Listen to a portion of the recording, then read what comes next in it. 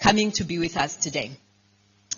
I would like to just give a perspective or a brief outline of what the Rebuild program is and why we are here today. I think most colleagues who have been invited, you have had interaction with the IRC family, the International Rescue Committee, and the team from Rebuild. So Rebuild is a 5-year program that we are implementing in Nairobi and Kampala with funding from the IKEA Foundation. It's a program that seeks to explore opportunities for building economic self-reliance for refugees in the urban space. So Rebuild is a program for refugees in the urban space. We have started our program implementing different initiatives in Kampala and in Nairobi, and we hope that the learnings from the different practices, approaches that we're implementing in the program will be able to be replicated, adopted in other similar contexts in East Africa and globally. So the full name of the program is Refugees in East Africa, Boosting Urban Innovations for Livelihoods Development. So you see that it is a mouthful, right? So we could just call it Rebuild in short. The Rebuild program is an adaptive program, meaning to say that we are not very linear in the way we deliver the program. We try different things, we test different things, all the while trying to draw lessons in terms of what works and what doesn't work. So the Rebuild team and the IRC team, we are not shy to call out when something is not working. And we are not shy to show colleagues in the sector and globally that we have tried this approach and actually it does not work in the context where we tried it. We celebrate successes from our work, but also from the work from colleagues in the sector. So we are really, really excited that you have been able to commit time for us to share a little bit about our program, but also to hear what is it that we need to work on as a collective to create opportunities for decent work for urban refugees. So we are delighted that we have our colleagues from the International Labour Organization, ILO, who we know are a guru in this space, really to tell us some of the principles around decent work, what are the labor conditions, and then we interrogate some of the practices, policies that are not working, and maybe some of the things that we need to work on as a collective. And then lastly, you will hear from the Rebuild team some of the findings from what we're calling our Decent Work campaign that we have been running with, I would say, for the greater part of the year. That work culminated in the Decent Work policy brief that should be in your pack. Our colleague Johnston, who leads our influence and adoption pillar in other contexts, is called policy and advocacy work. So Johnston will lead us through the findings, what we learned from our own work, and some recommendations that we are putting forward for colleagues from government, for colleagues from the private sector, from colleagues in the NGO space.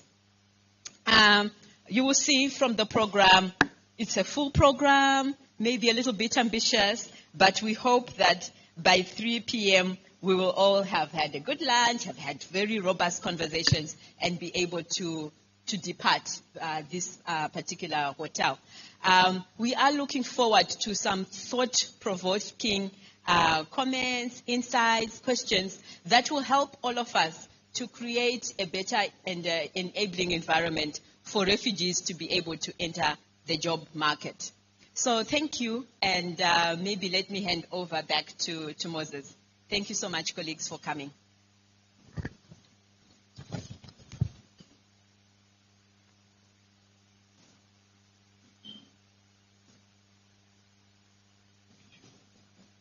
Oh, sorry, in all the excitement.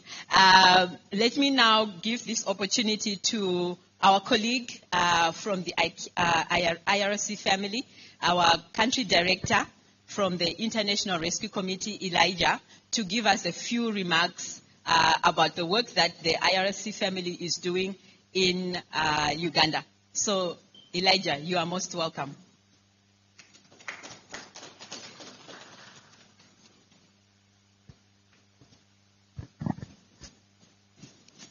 Thank you very much.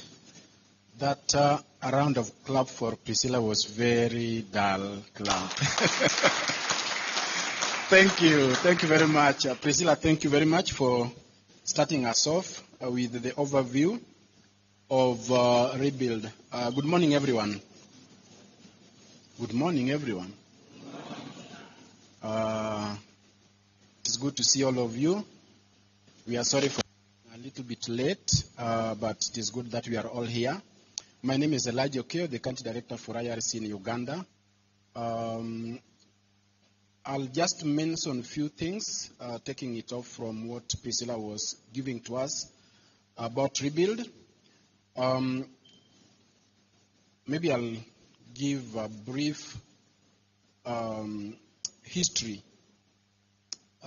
In the year 2000, I was working for IRC in one of the refugee camps in Kenya called Kakuma as the program coordinator. And in our office, we had some volunteer and incentive refugee staff. And what stood with me up to now is that at the reception, we had a very polished science professor by the name Francois from DRC. And this gentleman came because of war and was supporting in the reception as a receptionist, but on a voluntary stipend basis. And in interacting with this person, I realized this person is more experienced than probably all of us in that office, and was very skilled. He was a real professor at a university back in DRC, but he was the receptionist. And I felt very, very troubled with that scenario. And it reminds me every time that as we engage in the marketplace, in our various offices, in our businesses, in every place we work in, especially in the context of humanitarian work, where we work with persons that have been displaced because of war, conflict, or natural disaster, to try as much as possible to embrace them, those who are skilled, experienced, to try as much as possible to make it possible for them to feel the worth of their skill and of their experience. So, as we talk about the decent work, we are looking at to what extent can we embrace and include refugees in the regular work environment, not as volunteer workers, not as incentive staff. Yes, that is required, is needed, but when we have a refugee staff or a colleague who is equally skilled and experienced to deliver on a particular job or function, I think it makes more sense to consider those refugees. I'll talk from experience of IRC. Over the last few years, we are extremely committed to ensure that we engage refugees in the regular job employment. This morning I was chatting with my colleague there, the Burundi community leader who recently joined IRC as a regular staff. Here in Kampala, we have 9 refugee regular IRC contracted staff, not incentive staff.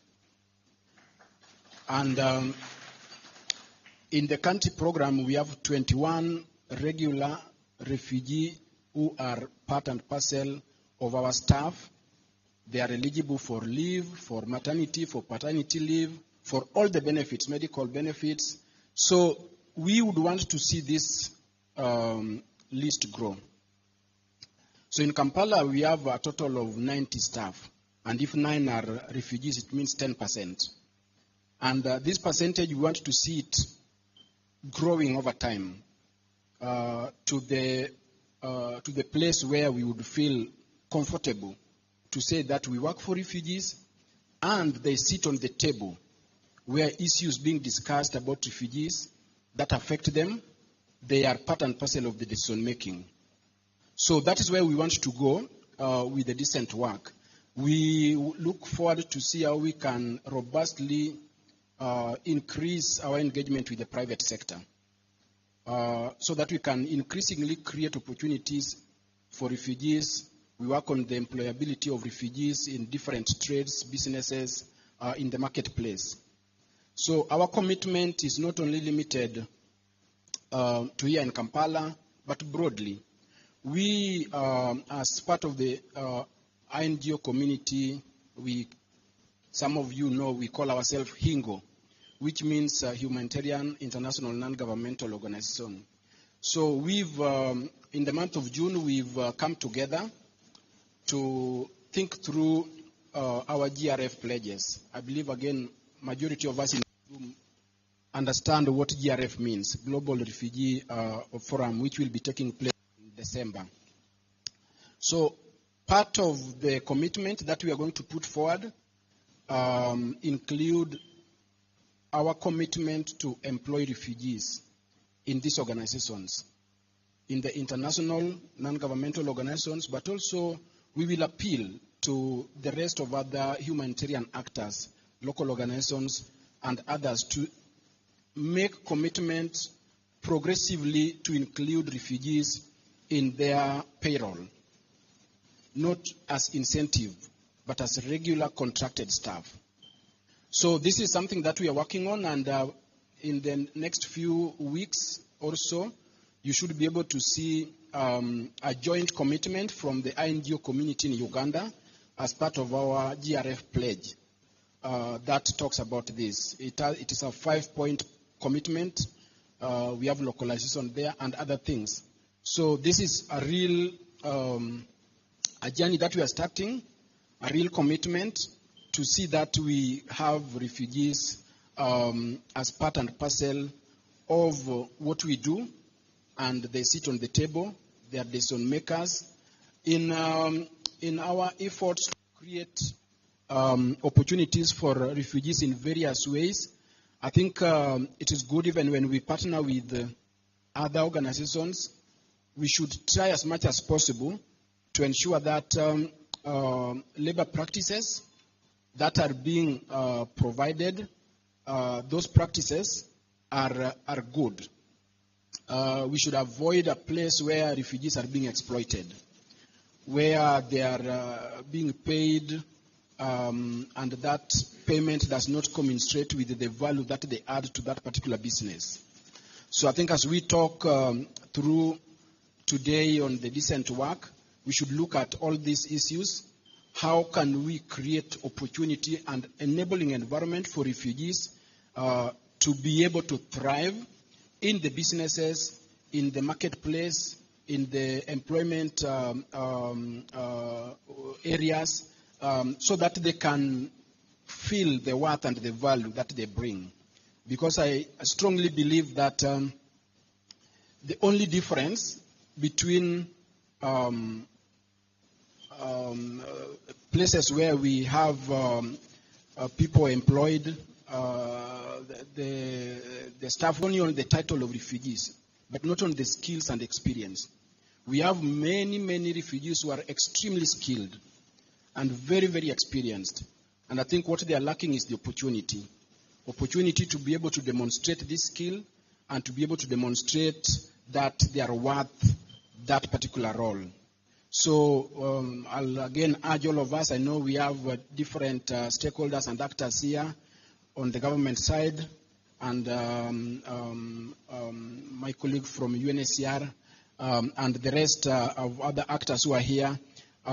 Let us continue to bring this on the table in different forums when we talk about sustainable self-reliance of refugees, where we talk about income generation and acquisition of assets for refugees. We should talk about decent work. Refugees should be given opportunity to work like any one of us and be able to perform and thrive, because the Refugee Act provides for employability of refugees. And I think we should take opportunity of a country like Uganda, where there is this provision for refugees to work. So the stakeholders and the actors need to go a step, a notch higher, to try and create this room through networking, but also within our organization. We have to say what we do, and we do what we say. So it starts with each one of us. In our organization, we have to create also opportunities. We have to live and lead by example.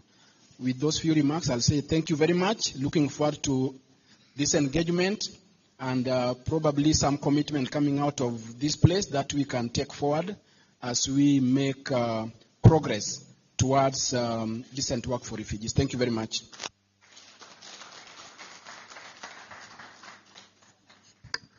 Thank you so much, Elijah, for that really, really powerful delivery.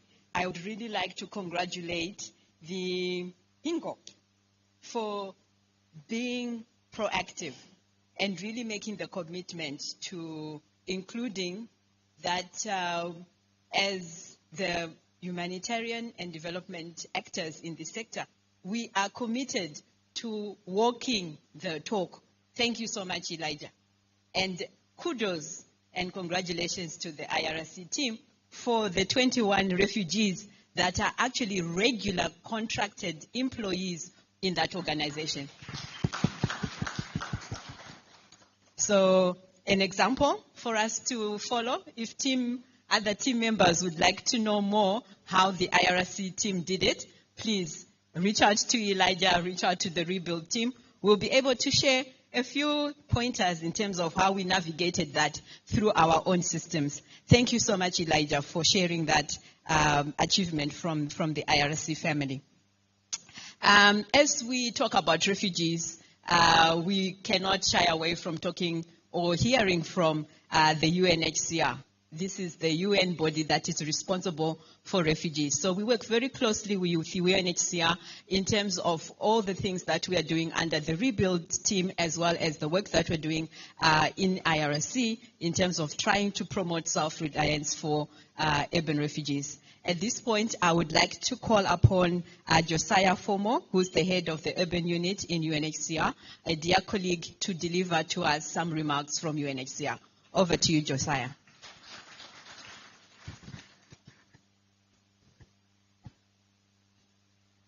Most welcome.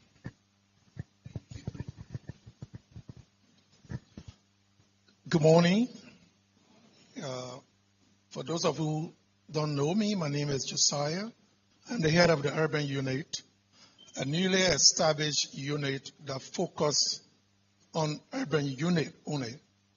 Although we inherited some of we're not recruiting, we already have staff that were working before, so we focus on it. Thank you, IRC, for calling this meeting. Thanks to Elijah and thanks to the team. And I'm not going to dwell on the issues, the divinations about the decent work, because we are specialists.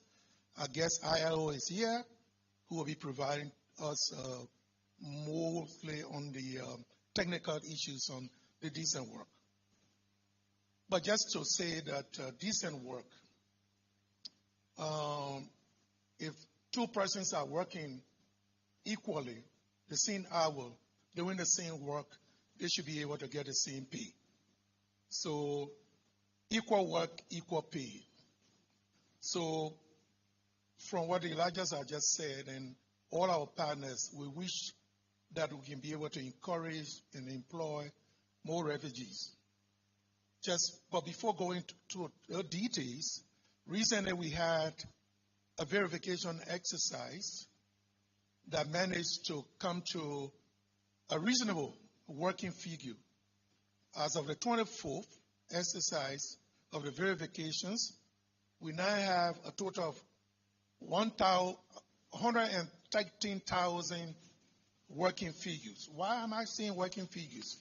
Because when the verification is concluded, you still have 3 months grace period to people to show up and tell reasons why they were not present during the verifications, and they can be added or subtracted. So now, while the official announcement will be made by the government through OPM, but as a working figures, we say is 113,000 instead of the 156 or the 140.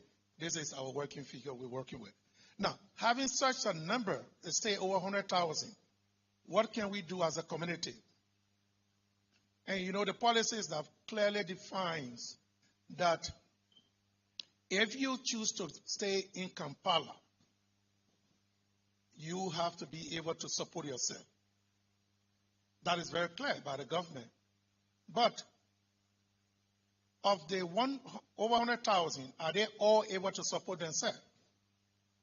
That's the questions that we all need to answer.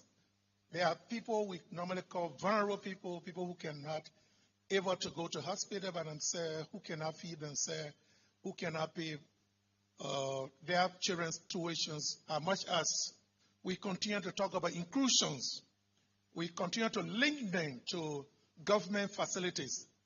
There are still challenges that people face.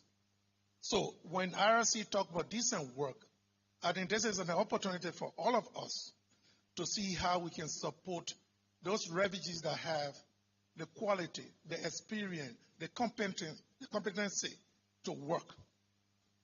While it is true that governments, not only Uganda, all over, will want to seek their citizen interests first. It's everywhere that international organizations or UN agencies should give preference to the employment of that nationality, but we should also be able to support individuals within the refugee community that can be able to perform some of these roles.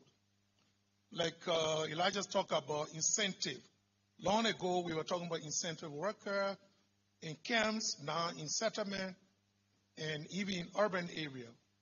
We're graduating from that stage now with the formations of refugee-led organizations, which we work through, and we hope to continue to work through them, and those who are qualified can be hired. Especially given the financial crisis in the whole world, that resources are limited, we might be able to count on and utilize those qualities that we have, calling them refugees. You might see for yourself a typical example. During the COVID era, most of us were, say, UN, international agency, they all left. Everybody was safety. Who assisted the refugee? They themselves. They fend for themselves. Their own organizations assisted the majority. They went up there, the refugee-led organizations performed a very tremendous job and performed even more than some of us, let's say the UN agency and even the partners. So as we continue to discuss decent work today, let's think about how we can be able to attract those refugees who have the ability to deliver some of the work that we do. Of course, the issue of work permit will come in, but it's very clear in the Refugee Act that refugees are free to work, provided they can pay for the work permit, which again, OPN, thanks to OPN and government, once you have the document from UNHCR, you follow a refugee and the conventional travel document, the 230,000 will be waived. But again, with a challenging economic situations, where we come in, how many refugees will be hired? How many nationals will be hired? Let's be sincere with ourselves. We will continue to advocate for decent work, decent pay. But is it realistic? I will just, beside the policy today, I'll be urging IRC to go beyond this policy, to see if they can do really a survey of establishment. They have been the first to employ 9% or 10% of refugees. But let's also check the 9% or 10% are they higher.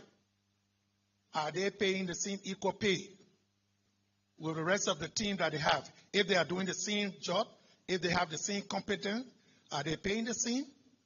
This is not to come and say, oh, IRC is not doing this. So let them go beyond. I will challenge them to go beyond to other institutions and see how many refugees are working and what are the pay. Are they equal with the nationals that have the same degree? One of the issues we continue to have here, I will not shy away, is the issue of certification. You come in a country as a refugee, you didn't bring anything. The only thing you bring is a skill.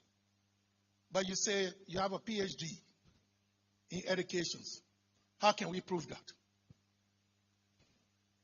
No documentation to prove that. We're working with NRC and we unite and to see how we can be able to get this document done. Do we go to embassies to talk to them? Of course, UNHCR, no. We don't want to go to embassies because when you avail yourself to the embassy, that means you avail yourself to the country. But we're urging all those involved in it, if they can be able to talk to the institutions in those countries where people claim to have graduated from, if they can make sure to bring the documentations. Like I said in one meeting last week, even if you have the qualities, for example, I use an example of maybe the best cardiologist in Uganda traveling to the United States to say, I'm a cardiologist with all your documentations. Would the United States grant you to work? No. You have to go to the state board test to be able to pass that state board test before you are granted. By a state in which you arrive, you are granted as a cardiologist. So the challenge is there will be refugees who are very qualified, but they do not have the document. Even if they have the document, the Uganda Standard Board will want to see if indeed it matches with their own standard. Again, from time to time, we'll continue to pursue, continue to discuss with the Standard Board through our partners to see what can be done as possible for these refugees. But again, standards are standards. Let's be clear about it. You cannot say, oh, please reduce the standard because the person is a refugee. No. But we encourage all of us here today to be able to discuss. Let's say the truth, the hard truth about it. What can be done now? What cannot be done? How can we be able to assist the refugees? When we tell them they are aware of the truth, there are some conditions that if you cannot, from my country, I'll tell you, there's so many medical doctors who went to the States are working as nursing aid because they never passed the state board. They went as refugees, accepted as refugees. They went through UNHCR resettlement, but with all the documents you have, you still have to pass standards of those countries. But like Elijah said, we are grateful to Uganda. They are very loving people, and they have, the government, especially OPN and the government, they have been able to, I'm not saying relax, but they have been able to show all that ability that they can be able to assist our refugees. Thank you very much.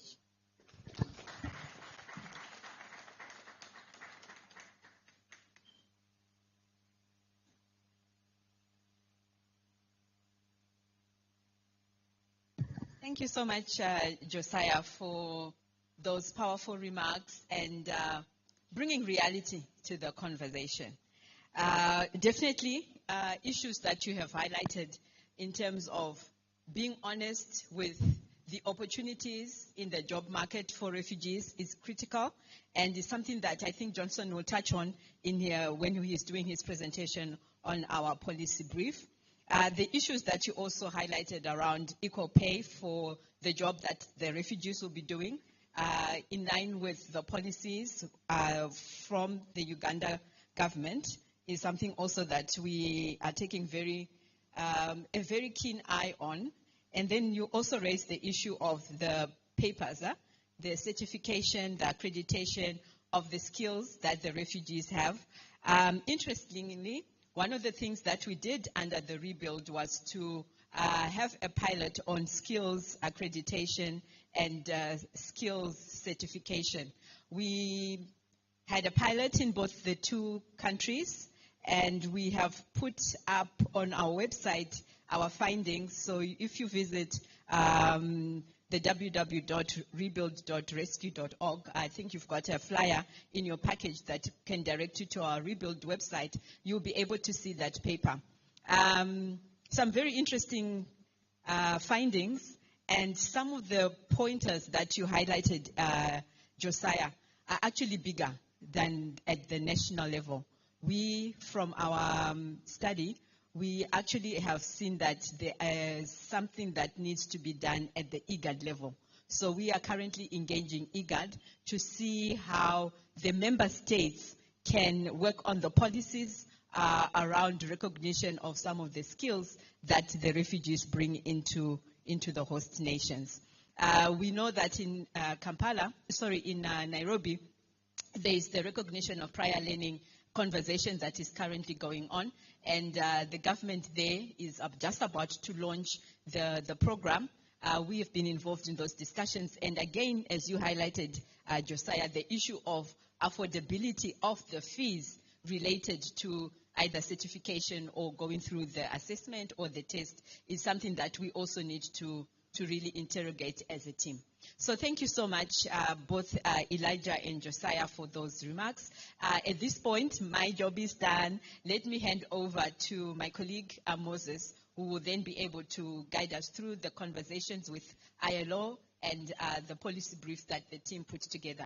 Thank you so much, colleagues. Thank you very much, Priscilla. And at this point, to contextualize the discussion, the next presentation is going to come from our colleague at ILO, Jackie Banya. Jackie, you're most welcome. As Jackie is coming, ILO are the experts in decent work. When we were doing the campaign, among the stakeholders that we spoke to was ILO. We met her, and also the labor officers at KCCA. I'm happy to see KCCA representation, Jonathan and Brighton. You're most welcome. Thank you, Jack. Thank you so much. I'm really exceedingly humbled, and for Moses to refer to us as the experts really is quite humbling. So I'm very happy to be here today, and I want to thank IRC for this. I want to say, to me, this is my first time, first of all, in this hotel, but anything to do with decent work touches my heart. And I'm so happy that all of us really are looking at this one goal. And I don't think there's anything much new that I'm going to say. So much has been said. My colleague from UNHCR touched on key aspects of decent work. And Priscilla, even in her, preliminary statements, all of you touched on aspects of decent work. But ILO, you may say experts, but I think it's to do with more with the mandate.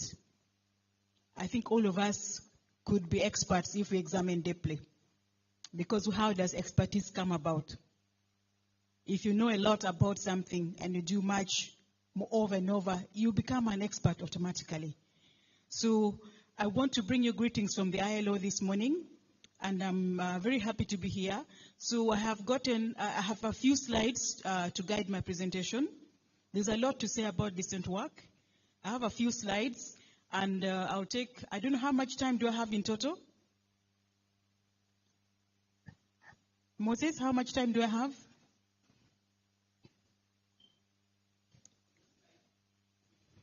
Okay, so in the meantime, I want to say that I'll use the slides to highlight a few aspects of decent work. I could talk without the slides, but the slides could be helpful just to guide, because the subject of decent work is quite broad, and we could need a number of days just to discuss decent work. What is in decent work? When you think of just the word decent, this terminology has been on for a while. I perused through the policy brief, and I saw that those who did this work did a commendable job. And the definition of decent work and linking it up with the urban refugees and access to decent work, I think was very, very nicely brought out. It leaves me with very little room to say a lot more. So all of you know that the International Labour Organization is the UN agency that has the mandate. First of all, it is a specialized UN agency, and with the mandate on promotion of decent work. I want to say that because of this mandate, we have a lot of influence within just not the UN, but world over in terms of recognition of the need for decent work. And what is indecent work? What is indecent work? Some of it has already been unpacked, but I always want to say it very briefly. It's so much to do with the conditions of this work. Many of you know that Uganda is a member of the ILO, right? By show of hand. We all know that the government of Uganda, membership to the ILO dates back to 1963. We have what we say competent authority, government officials here. We cannot speak without recognizing the employers and without recognizing the workers. Because the ILO is the only UN agency that has got a tripartite structure. Tripartite in the sense that governments, employers, and workers together form the organization policies. And all the instruments that we talk about, even the decent work agenda, was adopted in agreement with the three parties. So as we're buying time for my presentation, I can just tell you off cap that whenever we talk of decent work, what comes to your mind? What is decent? The conditions in which we work. And I want to start by saying we have certain sets of standards which we say are fundamental. What we say, this is basic, regardless of your level of development. And it came out very nicely in this policy brief. These are fundamental. It doesn't matter the level of a country's development. You have to know that in the world of work, there should be no discrimination. No discrimination whatsoever. Whether it's your refugee status, your color, your race, your political opinion, name it. No discrimination. On which grounds? My colleague from UNHCR talked of equal pay. It's about how can we have equal pay for work of equal value, not just equal pay. Equal pay for work of equal value. Everyone has a right to that.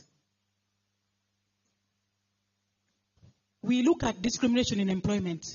We have standards that Uganda has ratified. So without unpacking that, the issue of discrimination, no discrimination. And when you go back into the founding ideals of the ILO, we date back to the Philadelphia Declaration of 1944, for those of you who love history. You know, it was a conference that was held in Philadelphia by the International Labour Conference. They adopted this, that all human beings, first of all, poverty anywhere in the world constitutes a danger to prosperity everywhere. It has a lot when it is unpacked. And that labor is not a commodity. Labor is not a commodity. We are dealing with human beings that have dignity, that have respect. Okay, I'm told my slides are up, so... Hello? I did touch on aspects of decent work, the 4 pillars of decent work that you all know: employment creation, is one of them. You can say job or employment creation. And building really an economy that fosters investment, entrepreneurship, skills development, and sustainable livelihoods. An economy that fosters investment, entrepreneurship, skills development, and sustainable livelihoods. It's about sustainability. So I like the fact that you look at a pathway to durable solutions. Sustainable is the other option, alternative word to that. What is a durable solution? Sustainable. Rights at work, ensuring recognition and respect of the rights of all workers and employers. And it was on that point of rights at work, which rights are we referring to here? I'll unpack it a little bit later. But when we talk of rights at work, these are the fundamental principles and rights at work that I was elaborating. I think I'll elaborate it further later. Social protection, ensuring a safe and healthy workplace, and an adequate work-life balance, and income protection, and access to health care for all. So in the context of refugees, we look at this. Do they have access to a safe and healthy workplace? Do they have what we say adequate work-life balance? This is a challenge for everyone, whether you're a refugee or not a refugee. Work-life balance is critical. And this is where issues of gender mainstreaming become a cross-cutting factor. How do we balance our work with personal, individual, your personal life, your family, actually the work, the family, and your personal life? How do you balance it? Issues of income protection and access to health care for all. Do refugees have access to health care for all? Health care is a subject which is quite huge because even non-refugees, we are battling with access, issues of access to health care. We are in a country where we do not have universal health care cover for everyone. Social dialogue, this has already come out. Social dialogue is a key instrument in promoting and achieving decent work, inclusive development, and social cohesion. And it encourages good governance and building harmonious and productive work life. We could scan through a few of the slides that are relevant. Let's see the next one. But I think slides have a danger in confining. So equal opportunity and treatment in employment. As already mentioned, one of the 4 basic pillars of the promotion of decent work is the respect for standards and rights at work, especially those that are expressed in the ILO Declaration. The Declaration of Fundamental Principles and Rights at Work is key. It was adopted in 1999, among which is the elimination of all forms of discrimination concerning employment and occupation. I singled that out because it's quite critical in the context of refugees. Elimination of all forms of discrimination concerning employment and occupation. And there are so many grounds. But for now, let's know that there are fundamental principles and rights at work. You are right. And we talk about non-discrimination. Also, there should not be forced labor in the world of work. Are they forced to work? We also say, are there children? Are children working? Child labor. There should be no child labor. There should be no discrimination. There should be no forced labor. And the other one is the freedom of association. The refugees have the right to freely associate, to bargain collectively, to determine their terms and conditions of work. This is not just a domain for the workers' unions, labor unions. Collective bargaining is a right. And these are some of the rights that are fundamental. But the other 5th one, which joined this category recently, is occupational safety and health. Occupational safety and health, since 2021, became also a fundamental principle and right at work. Next slide, please. I just wanted to let you know that, we just remind ourselves that decent work is a universal objective. And it is included in major human rights declarations. Some of them are already mentioned. There's the UN resolution and outcome documents from major conferences. Universal Declaration of Human Rights constitute that. Those are some of them. And I highlighted for you you look at the 2030 Agenda for Sustainable Development. And next slide, please. Decent work and the 4 pillars of decent work agenda: employment or job creation, social protection, rights at work, and social dialogue are integral elements of the 2030 Agenda for Sustainable Development. And goal number 8 in particular calls for the promotion of sustained, inclusive, and sustainable economic growth, full and productive. I say full and freely chosen productive employment. It should not be forced labor. Full and freely chosen productive employment and decent work. And it's a key area of engagement for ILO and the constituents. When we say constituents here, we refer to the government, employers, and the workers. So these are the key aspects of decent work, and they're widely embedded in the targets of many of the other goals, the 16 goals of the UN Sustainable Development Goals. Next slide, please. And for us, it's important to just mention that the Decent Work Country Program is the programming tool for the ILO at the country level. And what happens is that every agency, organization has a programming tool. For us in the ILO, it is the Decent Work Country Program, and it is developed, of course, in consultation with the tripartite. And tripartism here refers to the employers, governments, and workers every time it appears, and is our contribution to the UN country program. And each Decent Work Country Program is organized around a limited number of country program priorities. So Uganda is at the moment developing its Decent Work Country Program. It prioritizes what are the critical areas for support that the ILO should program for that particular country. I will not dwell much on it. Thank you. Let's move ahead. This was just at a glance, a summary. What is social dialogue and tripartism? Rights at work. Decent work is the centerpiece. Not have decent work without those elements. It's at the heart of it. Social protection, employment creation, what employers, governments together. Of course, the private sector features strongly where employers are. And the whole goal is really the pursuit of social justice. Next. I wanted to highlight a little bit more in light of the challenges that the refugees face. Equal opportunity and treatment in employment, I think that has come out without unpacking much. Really, I think issues of child labor, forced labor, discrimination in employment are critical elements to look at when you're looking at rights. Do they have equal opportunity and treatment in employment?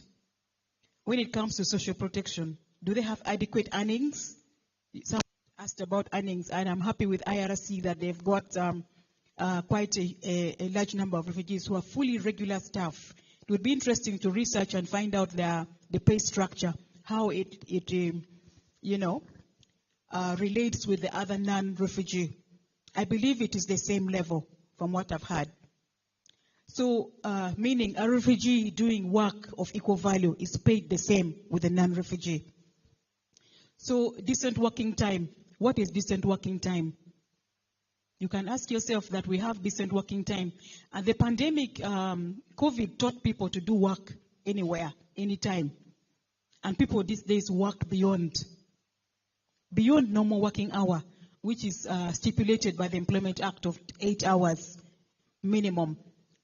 And combining work, family, and personal life, work-life balance, I already highlighted this earlier on, is very key in the pursuit of decent work. You cannot have decent work where there's no balancing between your personal life, your family life, and your work life. You need to strike a balance.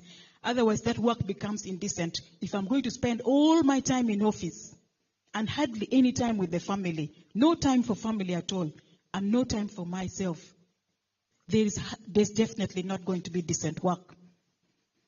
Stability and security of work. Do we have stability and security of work? Here we look at high turnover. There's so much trend nowadays. I don't have the statistics of how secure are we in our workplaces today. The high job turnover. You find you have contracts of 3 months, 2 months. Some are casual laborers, no contracts. Some are verbal contracts. Some are zero contracts at all. With that kind of arrangement, what kind of security of work does one have? How about the environment? Is it safe? a safe working environment. We need the indicators for occupational injuries.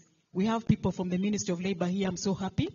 This is very important in measuring worker exposure to the risk factors that are inherent to economic activity. Social security is a fundamental human right and implies coverage against risks that occur throughout the life and work for all, indiscriminately, regardless of whether you have a refugee status. Social security is a fundamental human right. And I must say that here in the ILO, we really look at our policies as shaped to cover us from the time you are in the womb. I like to say that a lot, and I will not leave without mentioning it. When you're in your mother's womb, from the time you end, from the womb to the tomb. So we say, even when in your mother's womb, what type of policies, what kind of work environment is your mother subjected to? That mother and the inborn child, what kind of environment is the mother subjected to? That's why we have maternity protection cover. You cannot have a mother work in an environment that is hazardous to her health, where she's going to be subjected to risks that will affect the unborn child. So from the womb, then in your work life, what kind of work environment are you in? Then in your old age, towards the end, what happens? When you can no longer manage on your own, there must be a protection that covers you right up to the tomb, meaning the cover should be that broad. So all our policies are shaped and shape us at all the different stages of life. Decent work should be decent from beginning to end, from the womb to the tomb. Social dialogue, respect of the freedom of association and the right to bargain collectively. Sound industrial relations. What kind of environment is this? Where we have effective law enforcement institutions. The Government Ministry of Gender, Labor, Social Development. Effective law enforcement of the labor laws, of the migration laws, people from internal affairs. Effective dispute resolution mechanism, and so forth.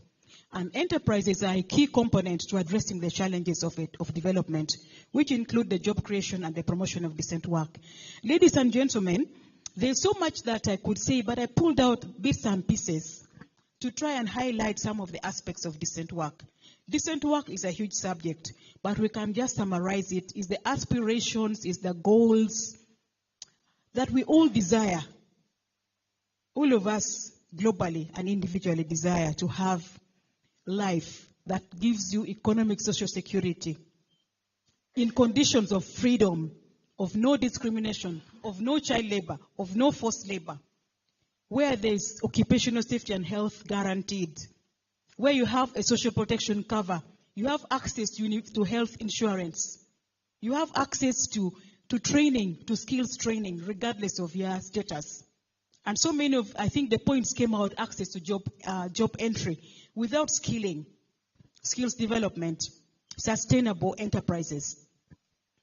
I know a lot more that I could have said if I was given time to organize my thoughts, but a last-minute exercise.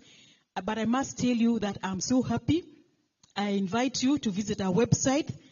It's a huge resource. There's so much to say about decent work that I couldn't attempt to do it in this short moment. Allow me to read a statement, a brief one from our OIC, who is the coordinator for the Prospects Partnership Program. That's a program implemented by the ILO, the International Finance Corporation, the UNHCR, UNICEF, and the World Bank. And that is a program that is working on refugees and host communities. So in March 2019, Uganda was host to 1.1 million refugees. And 5 years later today, when we convene the launch of this policy brief on decent work for refugees, with focus on urban refugees, Uganda is host to nearly 1.6 million refugees today. Perhaps this is an important starting point for our remarks to emphasize that the ILO's core mandate of the protection of social justice for all embraces the very essence of this event, the critical role of the jobs and the decent work for all. including refugees, is a thread intricately woven into the operationalization of the ILO's mandate. In practice, a range of factors influence refugees' capacity to access the labor markets and find decent work. These include, among others, legislation and policies around the protection of refugees and the right to work, as well as other practical issues such as administrative barriers. One way of addressing these barriers is by enhancing coordinated approaches to the refugee response. And I'm reliably informed that this is a key message coming out of the policy brief on decent work for all, including for the refugees. The ILO's recommendation number 205 on employment and decent work for peace and resilience includes the central elements of supporting refugee interventions and essentially seeks to operationalize the ILO's guiding principles on the access of refugees and other forcibly displaced persons to the labor market. A groundbreaking policy guidance framework that provides significant assistance to governments, particularly in Africa, that are struggling to cope with large movements of not only refugees, but also other migratory populations. And the challenge, of course, are how to do so in a way which will not disadvantage national populations, and efforts to build sustainable development that will address the increasing needs for an ever more youthful population. For the ILO, our decent work agenda, through our decent work agenda, we will work with our constituents, the governments, the employers, and the workers, and partners. I must mention the private sector here is quite critical, and partners to support this policy brief,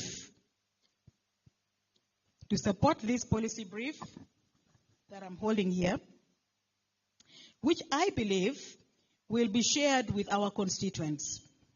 The central importance of our engagement is spelled out in the Global Compact for Refugees, which underscores the relevance of decent work and references the ILO's policy framework. For our combined work to achieve durable solutions for refugees and host communities alike, social dialogue must be at the core of our joint work and strategies. Supporting the meaningful engagement of the world of work actors, including refugees and their host communities.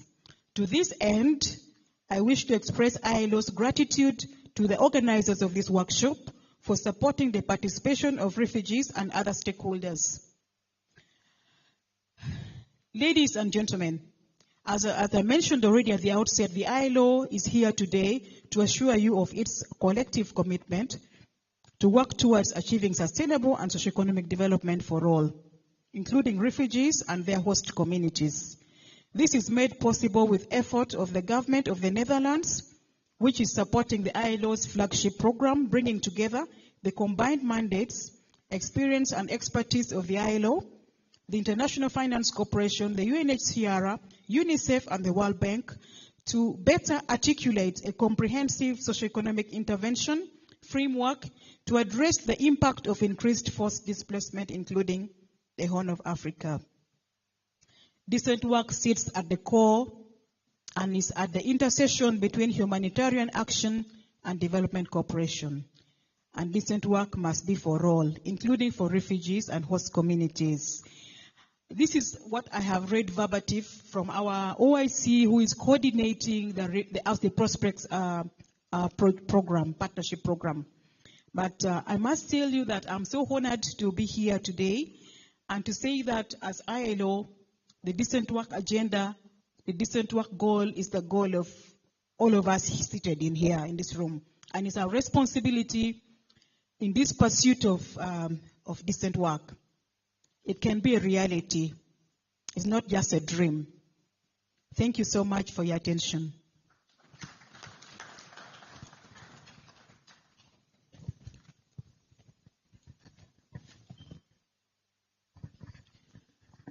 Thank you, Jackie. Let's give another round of applause for Jackie. Yes, she said decent work is universal, It's non-discriminatory, and we've got ILO's commitment to support the decent work agenda, which is commendable. Thank you very much. At this point, we will move on to the next presentation. ILO has now given us the key definitions, the terms. We will now move on to the next presentation, and that will come from my colleague Johnston. The presentation will give us a highlight, snapshot of what we have in the policy brief, which is in your bags. Johnston, over to you.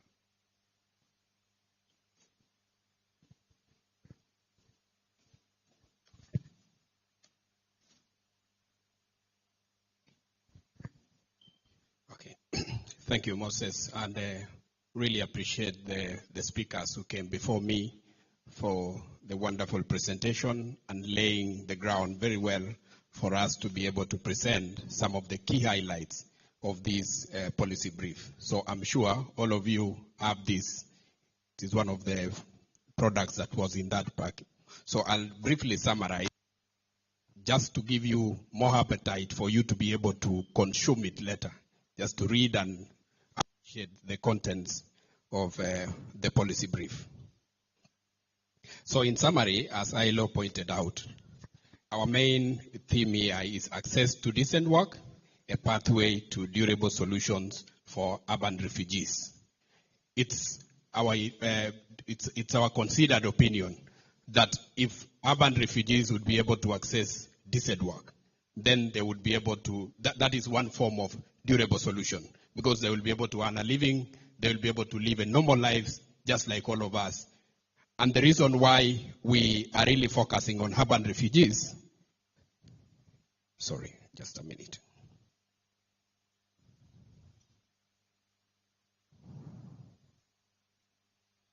The reason why we are focusing on urban refugees is because of the fact that urban refugees are expected to be economically self-reliant. They don't receive that kind of humanitarian support that the refugees in the settlement do. So for the urban refugees, once they are in the urban areas, and I think it was really pointed out by our country director here, is that once they are here in the urban areas, they are supposed to be economically self-reliant. That is why we are spotlighting on urban refugees, and we are not putting so much emphasis from our perspective from the refugees in the settlements who will still be receiving some form of humanitarian support. And maybe to provide some basic statistics here, though it has already been pointed out by UNHCR, within our region, we have about 4.5 million refugees. You can just imagine that number. Within the IGAD region, we have about 4.5 million refugees. Uganda is the largest refugee-hosting country with over 1.5 million refugees. Imagine that numbers. 1.5 million refugees in Uganda. Then, UNHCR estimates that there are about 150,000 refugees in Kampala. That is a big number. Even if you look at the entire workforce, maybe for this Kampala Capital City Authority, I don't think it even reaches that number. So you can imagine that kind of workforce, that there are over 150,000 refugees in Kampala. So, why we are focusing also on urban refugees is from the experience of our project, the Rebuild project. So from the Rebuild project, as pointed out earlier by our program director, we have 3 pillars. The first pillar, which is more of service delivery, offering some livelihood support activities for the urban refugees.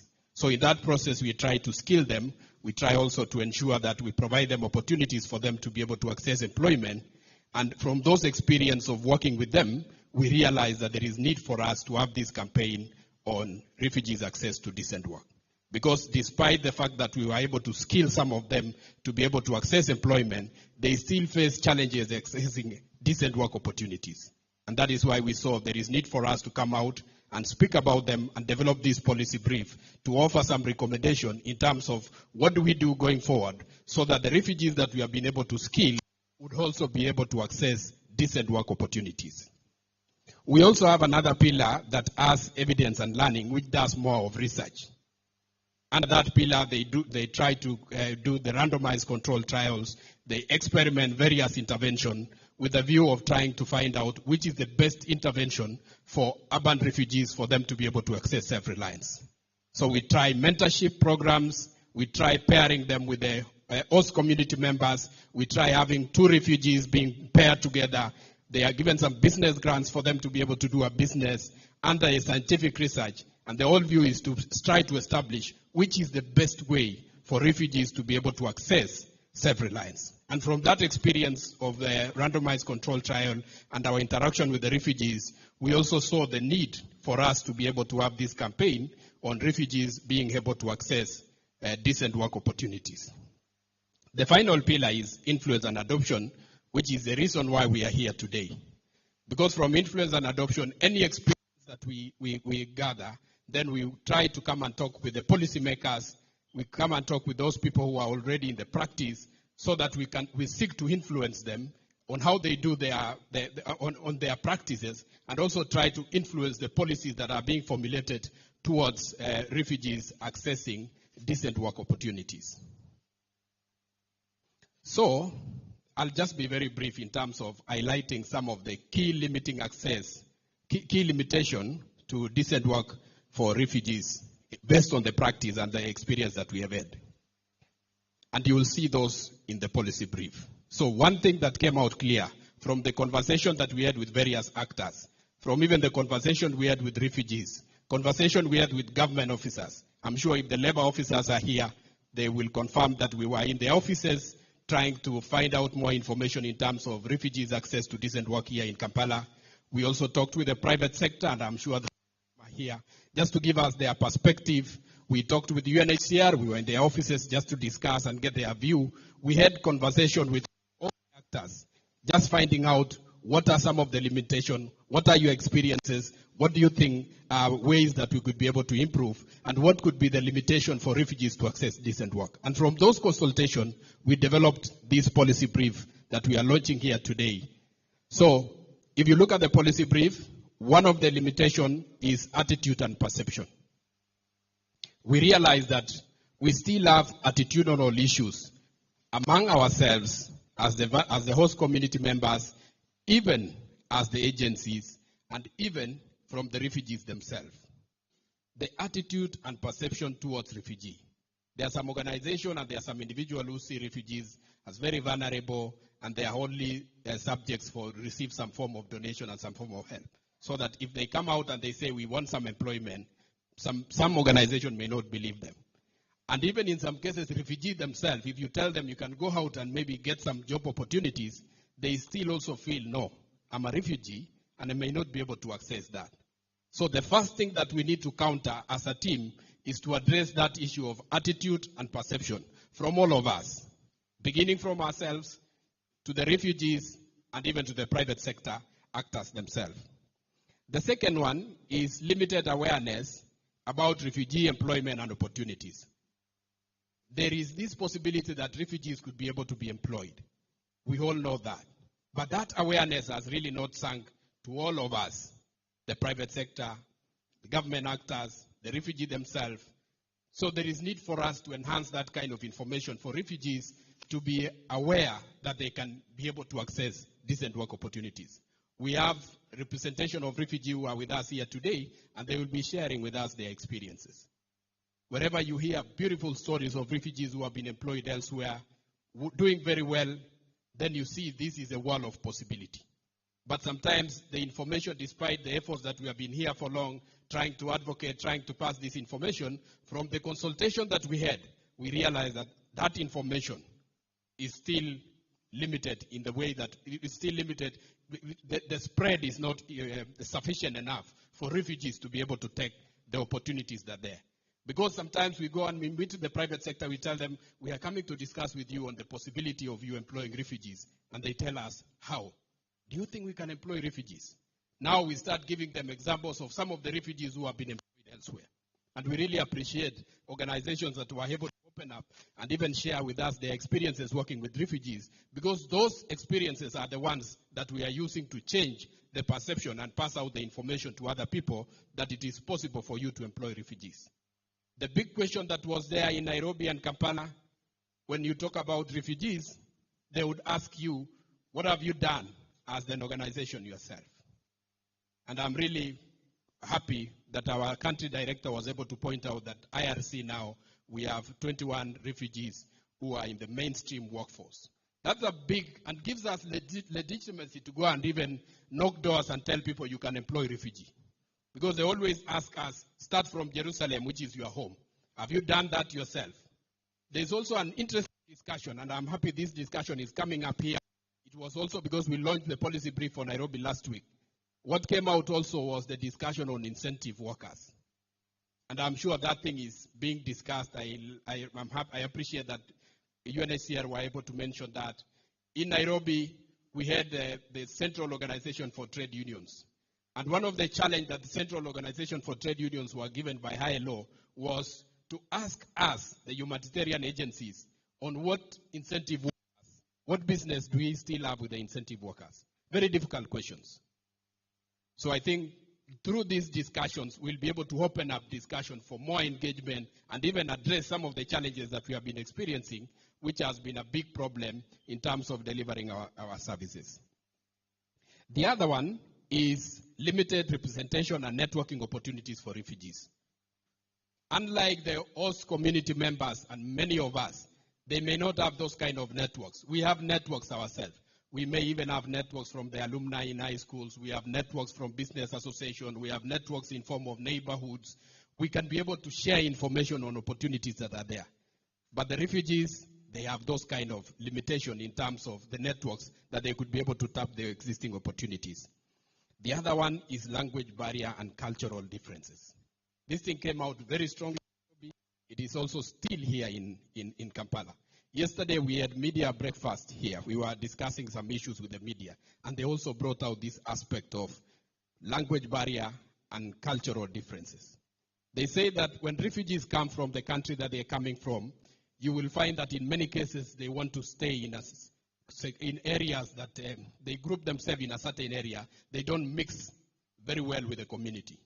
And by doing so, they may not be able to understand the cultural aspect. They may not also be able to blend them with the language issues. So that is an issue that we also still need to address. We were given an example of a place in, I think it was in Kisenyi where they have an LC, they have two LCs. One LC for the host community members, and then there is another one for refugees. And what we have always been advocating is for these LCs to be able to blend together so that they become one, that kind of integration. So despite all the efforts that we have been doing, we still have limitation in terms of language and cultural barriers. Another one that is a little bit controversial and also was exhibited here in Kampala and also in Nairobi is over-reliance on humanitarian support and aspirations for resettlement. We realize that refugees, though they are here, their mind, their aspiration, even my brother here is already pointing out this direction. I know where that place is. They are here, but their mind and their intention is where? The other side, you know that. So they will stay here, and we realize this in Nairobi because one of the criteria for one to be able to access resettlement opportunities, maybe in Canada, in US, in Norway, is vulnerability. So sometimes when you put some efforts to empower refugees, they may not want to take those opportunities because it will spoil their vulnerability scores. In Nairobi, we were trying to support them to access business permits. But now, if this is somebody who already has business permits and he wants to be resettled elsewhere, then he will be told, you are better because you are already doing business, you even have a business permit. So that aspiration for resettlement also contributes to some form of why there is this form of indecent. But that is a very small percentage. Let us not highlight that. Let us highlight things that are more concerned with what we do for them. And then the other one is lack of skills. Basically, they can come here, the skills that they have, and this one was pointed out very well by UNHCR. And even what our project director pointed out, and we'll share with you the link to that study that we did on skills certification and accreditation for Kampala and specifically Nairobi. We looked at the people who come with very good certificates from their country of origin, but when it comes here, it's not adding any value. And the challenges that they go through when they want to get accreditation or even certification of those particular skills that they have. So those are some of the challenges that refugees pointed out from the policy brief. So the policy brief also goes ahead and offers some recommendations. What do we do? And we have segmented the recommendation into four. The first one is for the government and city authority. And I know the labor officers are here.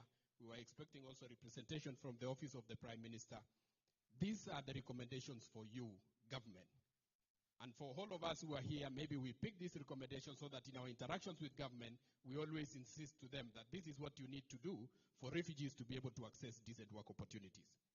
The first one is to speed up the process and the systems to provide work permits and refugee IDs. Refugee ID is very important. Without that, then it becomes a challenge. And I know our brother David is here and he will be able to share with us briefly the experience that he went through here in terms of accessing those kind of documentation. Without documentation, it becomes very difficult.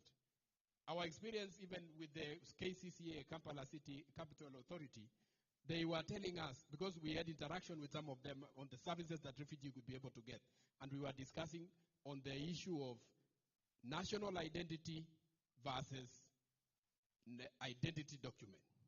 Because in some cases, a refugee will go to a certain place and he needs a service, and they are told to produce identity document. If you produce refugee ID, it is recognized as an identity document. But it depends on the person who is asking you this. Because you can go there and the person tells you, can you produce national ID? When you produce a refugee ID, they say, no, we needed national ID. This is a refugee ID. But in some cases, it is accepted because they can say this is a form of identification. So there is still that debate in terms of the limitation of that refugee ID, national ID. But for us to address this challenge, the first thing is to ensure that governments provides this documentation as quickly as possible. The other one is for governments to implement and strengthen policies that grant refugees equal rights and protection in workplace. At this point, I really want to applaud Uganda. Because in any meeting that we go and discuss refugee issues, Uganda is the reference point. They always talk about progressive laws in Uganda. Uganda have always been able to open opportunities. The other day we were talking about what Kenya is trying to do. They're having what they call Shirika Plan, Marshall Plan discussion on how to change the management of refugee situation. And they always talked about, could we make reference to Kampala, Uganda model or Syria model, or Jordan model. There are those discussions. So in refugee discussion, you would never fail to mention Uganda because of what they are already doing in this particular space. So the other one that we want the government to do is to streamline the process and reduce the cost of accreditation of refugee skills and recognition of prior learning. I know that will be detailed in the policy brief that we'll share in that respect. Then to strengthen partnerships with refugee agencies. And then the other one is KCCA needs to support refugees to be able to access market stalls, access business opportunities, access even the business licenses for them to be able to do businesses within the urban areas. That is for governments and KCCA. Then we have recommendations for ourselves, the refugee agencies, UNHCR, and other agencies. The first one is that we need to enhance awareness campaigns to educate employees on public rights contribution and potential positive contribution by refugees. We need to do that. The other one is we need to provide information and trainings on refugees to enhance and understand their rights. We also need to prepare refugees to be able to understand their rights and what they could be able to access. The other one is that we need to facilitate and establish networks for mentorship programs to connect refugees and employers in the industry. And then the other one for us is to encourage formation of refugee-led associations and to support their engagements with the trade unions. We are already working with our partners, I'm sure they are here, to make sure that refugees become part of the trade unions. They become members of the market association, so that those market associations become when they are lobbying for opportunities for their members, then refugees would benefit through those kind of arrangements. I know we also have the Tailors Association here, and they are very instrumental in terms of having refugees who are tailors being part of them, so that wherever they go anywhere and speak, they speak on behalf of their members, irrespective of their status, whether it's a refugee or an host community member. We also have some recommendation for the private sector, very important actor. The first one is to offer equitable, safe, and decent work opportunities for refugees alongside host community members. We have experience here, not specifically here, but also in Nairobi, where refugees are discriminated in the workplace. They do the same job with their host community members, but the pay that they receive is different. We have refugees who are confessing to us that when it reaches end month, where all the employees are supposed to be celebrating, then they are told, you realize the business was not very stable this month, so we will consider you next month. But for the host community members, they get their pay.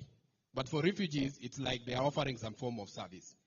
When we were talking with private sector, others were very candid because we told them, why do you think it is possible? Why do you like employing refugees? What could you think would be one thing that makes you employ refugee? And they told me, for refugees, we can get cheap labor. They were already confessing because they didn't know what we were trying to find out. Because we told them, let's be honest, what do you think are one of the advantages of employing refugees? They say, those are cheap labor, which already tells us that that is a form of indecent work. Then the other thing that we are urging the private sector to do is to strengthen and share information on the best practices on refugee employment. Those who have been able to employ refugees, they share because people tend to copy each other. When an organization hears that this organization is already employing refugees, they will say, oh, even us, we are employing refugees. So we are urging those private sector that are already employing refugees to come out and tell us about their employment for refugees. And we'll help you because we will also market you.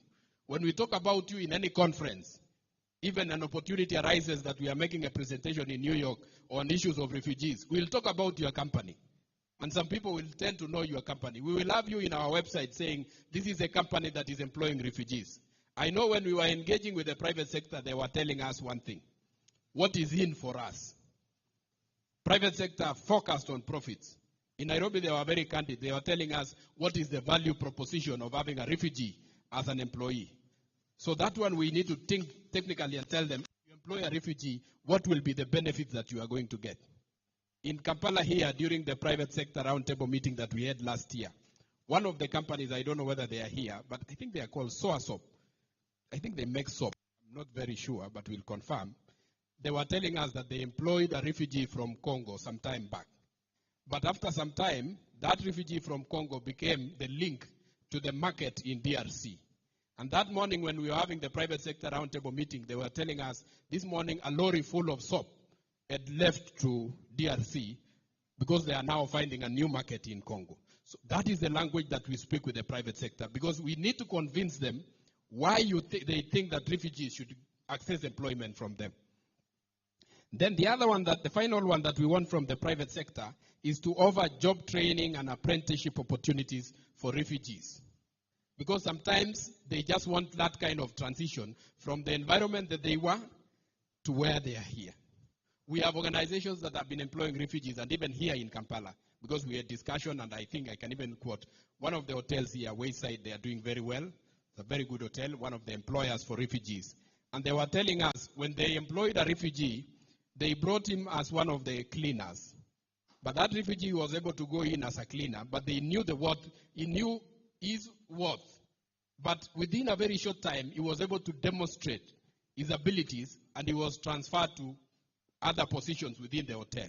So sometimes refugees, and that is why we are asking the private sector, if you don't trust them because they don't have papers, if you don't trust them because maybe you don't know what they could be able to do, give them some form of apprenticeship opportunities.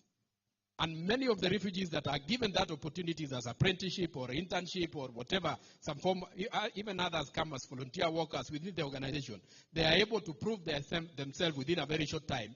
And even what we did in Nairobi and Kampala, those who we were able to place in some organization for purposes of internship, in many cases, we always report that they have been retained.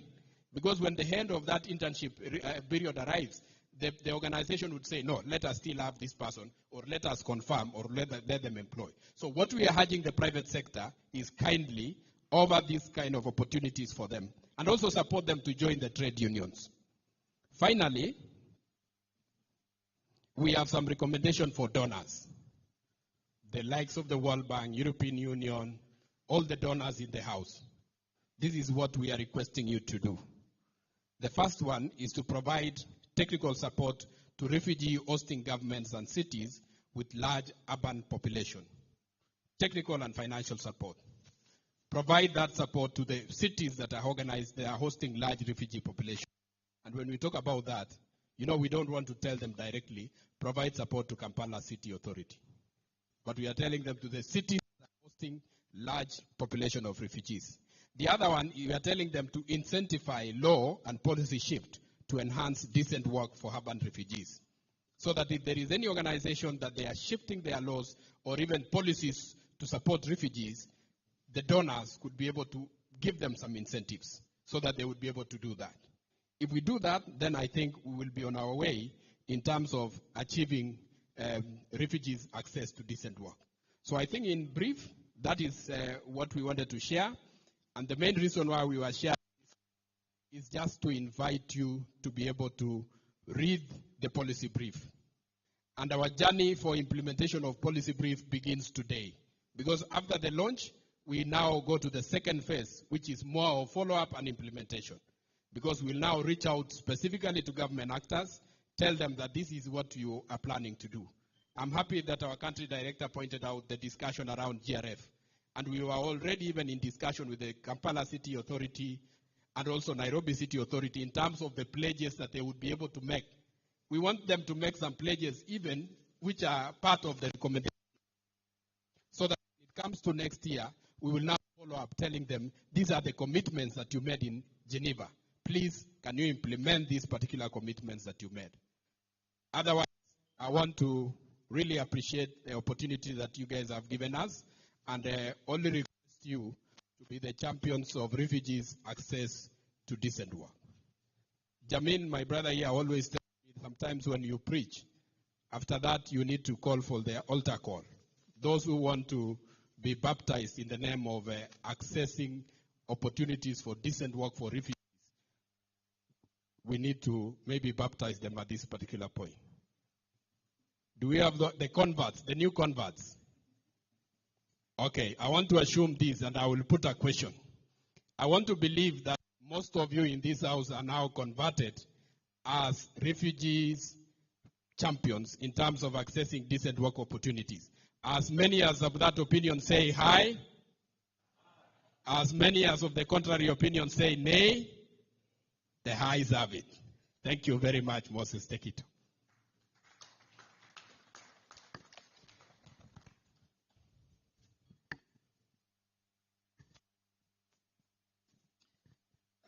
My colleague is always very passionate when talking about decent work and refugees. So that explains the energy. Let's give him another round of applause. Yes, thank you very much. I can see the audience is still very active and paying attention. We appreciate that. So the next agenda, we are going to get a segment where we listen to some experiences from refugees themselves and some CSOs, our partners that are working in this space. So at this point, I will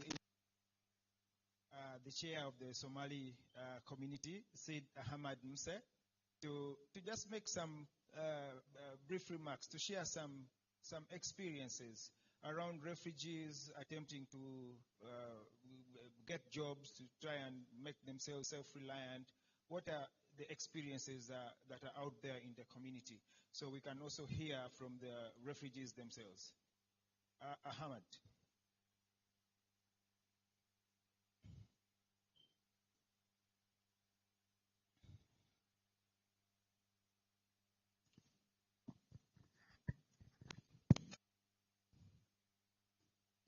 Good afternoon, ladies and gentlemen. I'm very happy to be here today in front of you. And also I'm happy to be attending this beautiful meeting. I thank Allah who has given us this opportunity to be here today.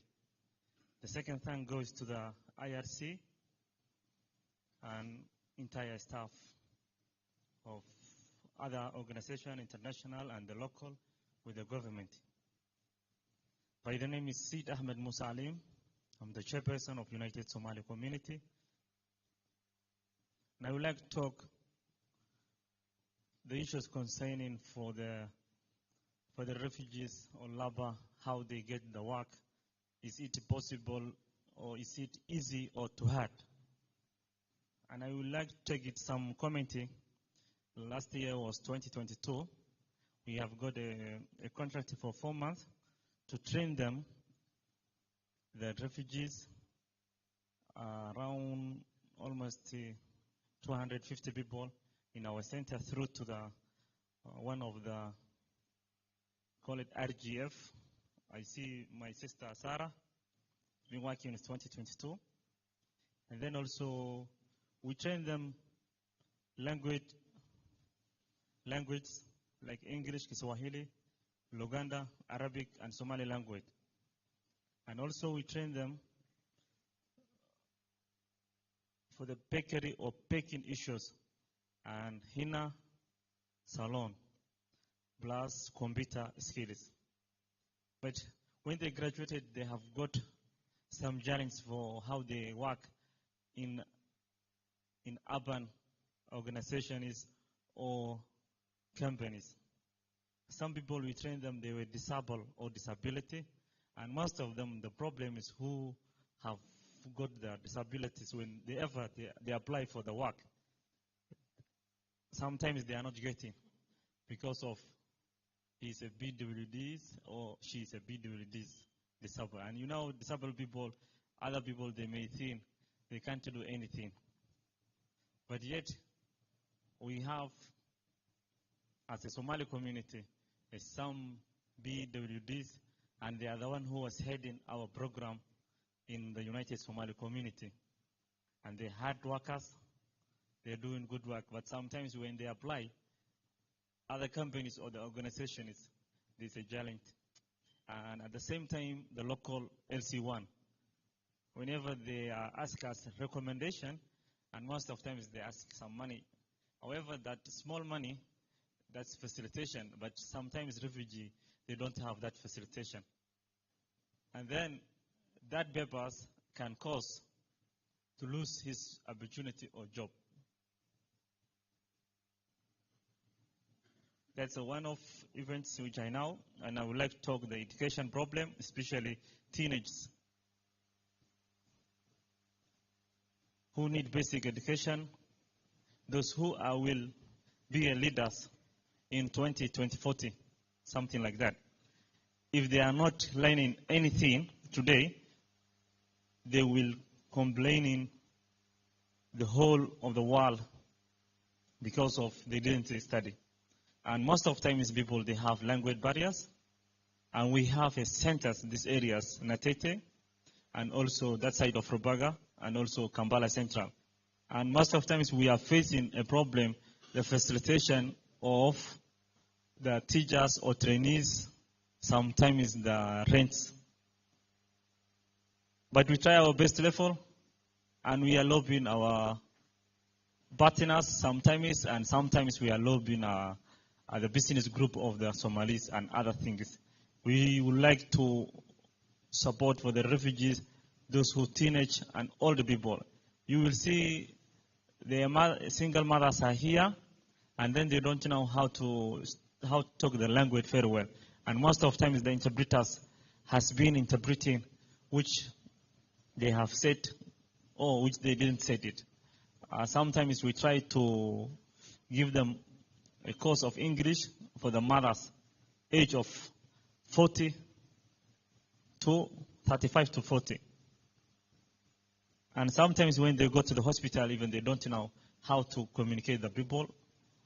There's a lot of challenges there. And then I would like to suggest the lastly, the Somalis are very few, those who was working for the international organizations or the local, because of sometimes people, I cannot say discrimination, but I can say there's a lack of understanding, and also the other things which can be, they recruited for the known person only. If someone requested a job or something, and then most of times cannot get because of his a new person or is a new face that company or that organization. Especially, we would like to look for the education of the person and how he can work for that things. Thank you once again, all of you.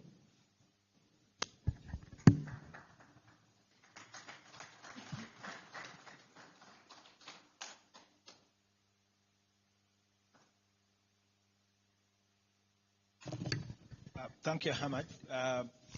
He shared some experiences, some challenges that refugees face in getting jobs, decent jobs. I know he mentioned that in some instances they go to get recommendation letters from LCs, and they face some challenges here and there. As you may all know, LCs are very important when it comes to, if you get a job or you have an opportunity, they usually ask you to bring a recommendation letter from your local LC. And we actually did invite some local LCs that we have been working with as Rebuild through our partner Plavu. And at this point, maybe give a minute or two to Vincent and the chairman of Nyago, Mr. Kadogo. Maybe you could share a bit of an experience here in terms of you have many refugees. What practice when they come to request for recommendation letters and other services that you offer? If you could just a minute or two. Okay, thank you for this opportunity. By the names, I'm Seguia Vicent, and I'm the secretary to Nyago Urban Village. I moved with my boss. I beg you hear his voice as I proceed.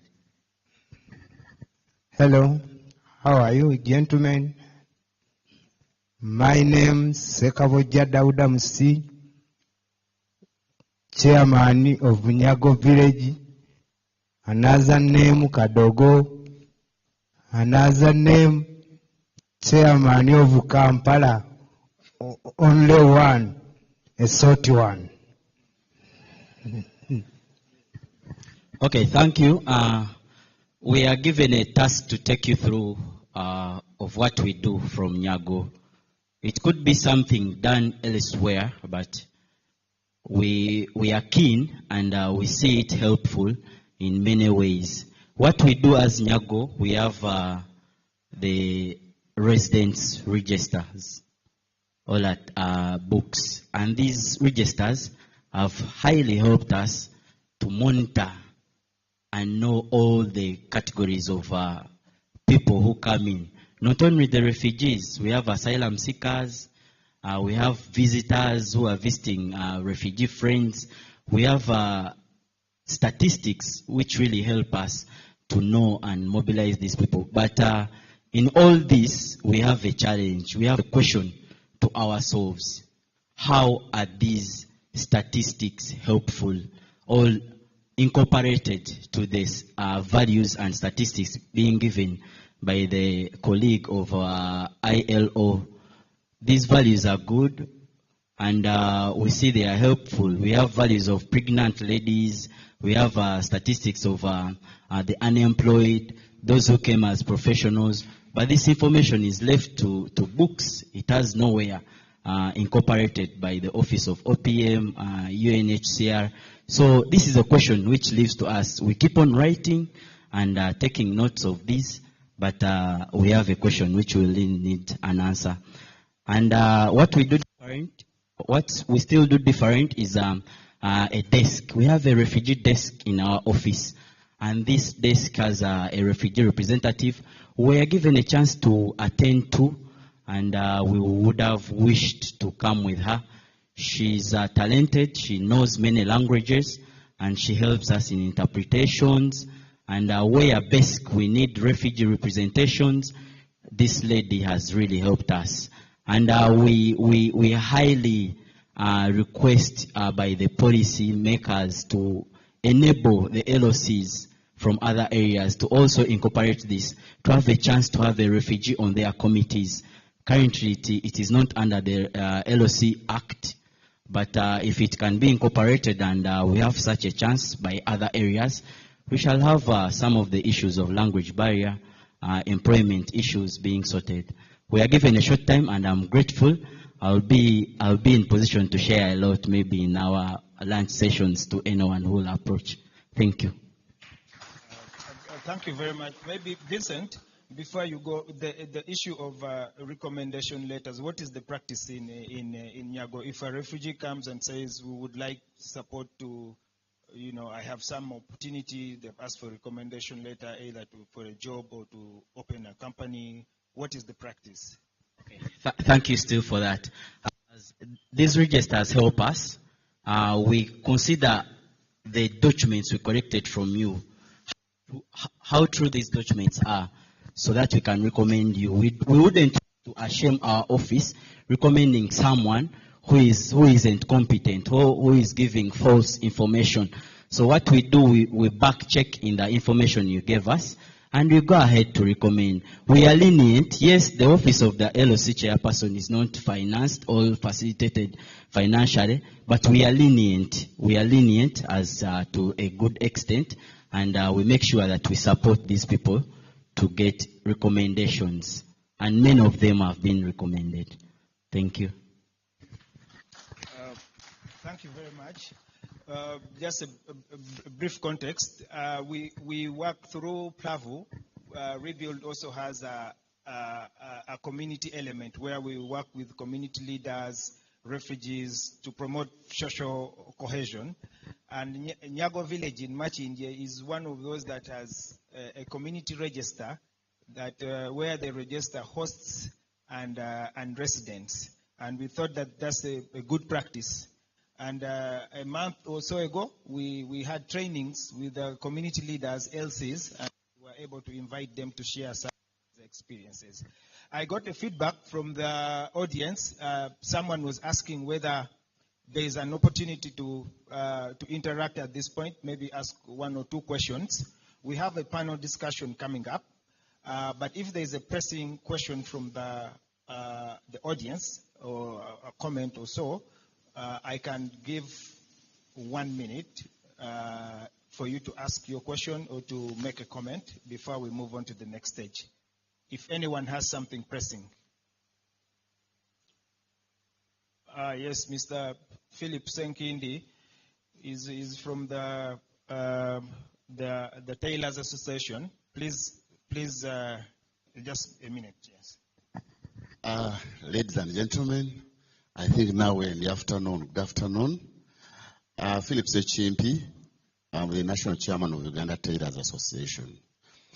Actually, as you said, there's a time to discuss at length. But I'm a tailor 20 years down the road. But I'm happy to be here because of the decent work, as you have mentioned it. And this sector of tailoring can employ many, the ones so-called refugees, and then we said that we shall change that because a tailor can become a service provider within the community. I mean, a refugee service provider in the community, and yet nobody can walk naked. So I think as we are going to discuss at length, we shall continue discussing and to show you how we can employ, because one tailor can employ 5 people. Ironing, cutting, trimming, So I think there's a lot to support that. Thank you very much. So, yes, that's Mr. Senkindi. We interacted with him because, as earlier mentioned, we've been meeting all the different stakeholders, umbrella organizations, members of the private sector, to explore opportunities that may exist in their industries and sectors, and that's how we met. So my colleagues are setting up the arrangement for us to have a panel discussion, and I believe this is the stage where we'll ask most of the questions. And at this point, we will invite some colleagues that are meant to be in the panel here to respond to some of the key recommendations that we have in the policy brief. Francis from the Federation of SMEs, you're most welcome. And Grace, I think Grace from the Federation of Employers, I saw her around.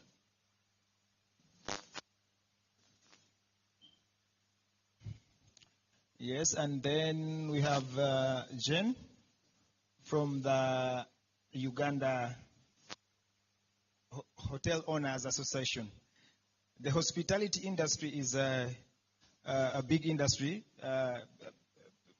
Johnston mentioned earlier that some of the holders we spoke to were, and many are actually employing refugees. So we will listen a bit to them as well.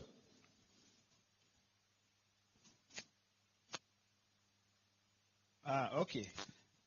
We earlier mentioned that we were also going to have a representative from OPM, and I'm glad to announce that we have Peggy Ayesiga in the house. Peggy, you know before we announced, so you were expecting, but she had some other engagements, and she got in touch and told us that she would come a bit late, but we are happy that she is here. And OPM is the one in charge. OPM and UNHCR, they are in charge of the Uganda refugee response. Of course, working in partnership with organizations like the International Rescue Committee and the Rebuild Program. So, Peggy, I would request that you come and take the hot seats here. It's going to be hot. Yeah.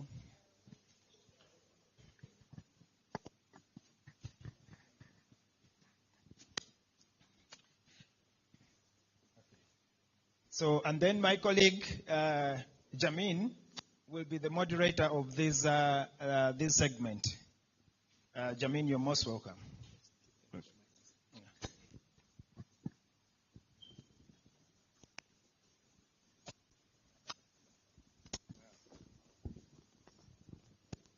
So thank you very much to our panelists today. Moses called it the hot seat, but then we will endeavor to preempt most of the questions that the audience have. Then we'll also have a chance for the audience to be able to ask some questions and some clarifications. We hope that in the course of this particular discussion, we can be able to get clarity on some of the processes, we can be able to get some commitments, and also be able to learn in terms of what is happening and what's the architecture of the space on decent work for refugees in Kampala. As Moses said, my name is Jamin Kuswania. I work with the International Rescue Committee. And so, my dear panelists, we will then introduce ourselves as we answer the respective questions that we have. And for Peggy, we will begin from that particular end. This morning, and in many other fora, Uganda has been hailed as one of the most progressive countries in terms of the hosting of refugees. a vibrant legal framework host to most of the declarations and commitments, include the Kampala Declaration. And so would want to hear from you that in terms of the policies that we have, what aspects of the Ugandan policy promote refugee rights and access to decent work? Great, thank you. I'm going to just introduce myself once again. My name is Peggy Ayesiga, and I work with the Office of the Prime Minister in the Department of Refugees. I hold the Office of Protection and Legal. The policy and legal frameworks for the right to work and the right to engage in economic activities, of course, starts from the Refugees Act of 2006, particularly Section 29, which lists all the rights of refugees. Now, the Constitution of Uganda, which mandates us to actually have an open door policy, says that we should promote self-sustenance in all the practices for refugee hosting. And that's why the Refugees Act lists a number of rights, one of them being the right to work. The right to work is categorized in so many other rights, but what we're trying to achieve is we're trying to have a law where refugees enjoy their social, cultural, and economic rights in the same way that nationals do. So there is the right to engage in gainful employment. There's a right to run and own a business, or also a right to engage in the profession for which you're qualified. And we try to make sure that refugees, at least from the legal perspective, have the same access in the way that nationals do. Am I saying that there are no barriers to that access? I know that there are barriers to that access. First of all is language. We host refugees from a number of countries that are not primarily English-speaking countries. So what we're trying to do in terms of operationalizing the law is to bridge the gap for language barrier. But we also have differences in qualifications. Different countries qualify people who are skilled, both formal skills and also blue-collar skills differently. So what is the remedy for that? And I think we'll have that kind of discussion as we go forward. But I think that's why we are told that Uganda has a progressive refugee policy. It's in the sense that we try to make sure as much as possible, regardless of the barriers and regardless of the vulnerabilities, that refugees do have access in the same way that nationals do. A lot of work, we recognize, still needs to be done in terms of, because this information is with the Department of Refugees, but do other government agencies have this information?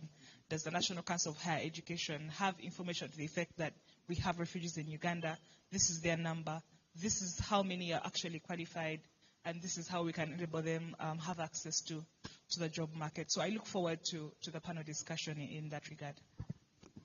Thank you, Peggy, for laying to us that particular ground in terms of what is it that they are entitled to in the country.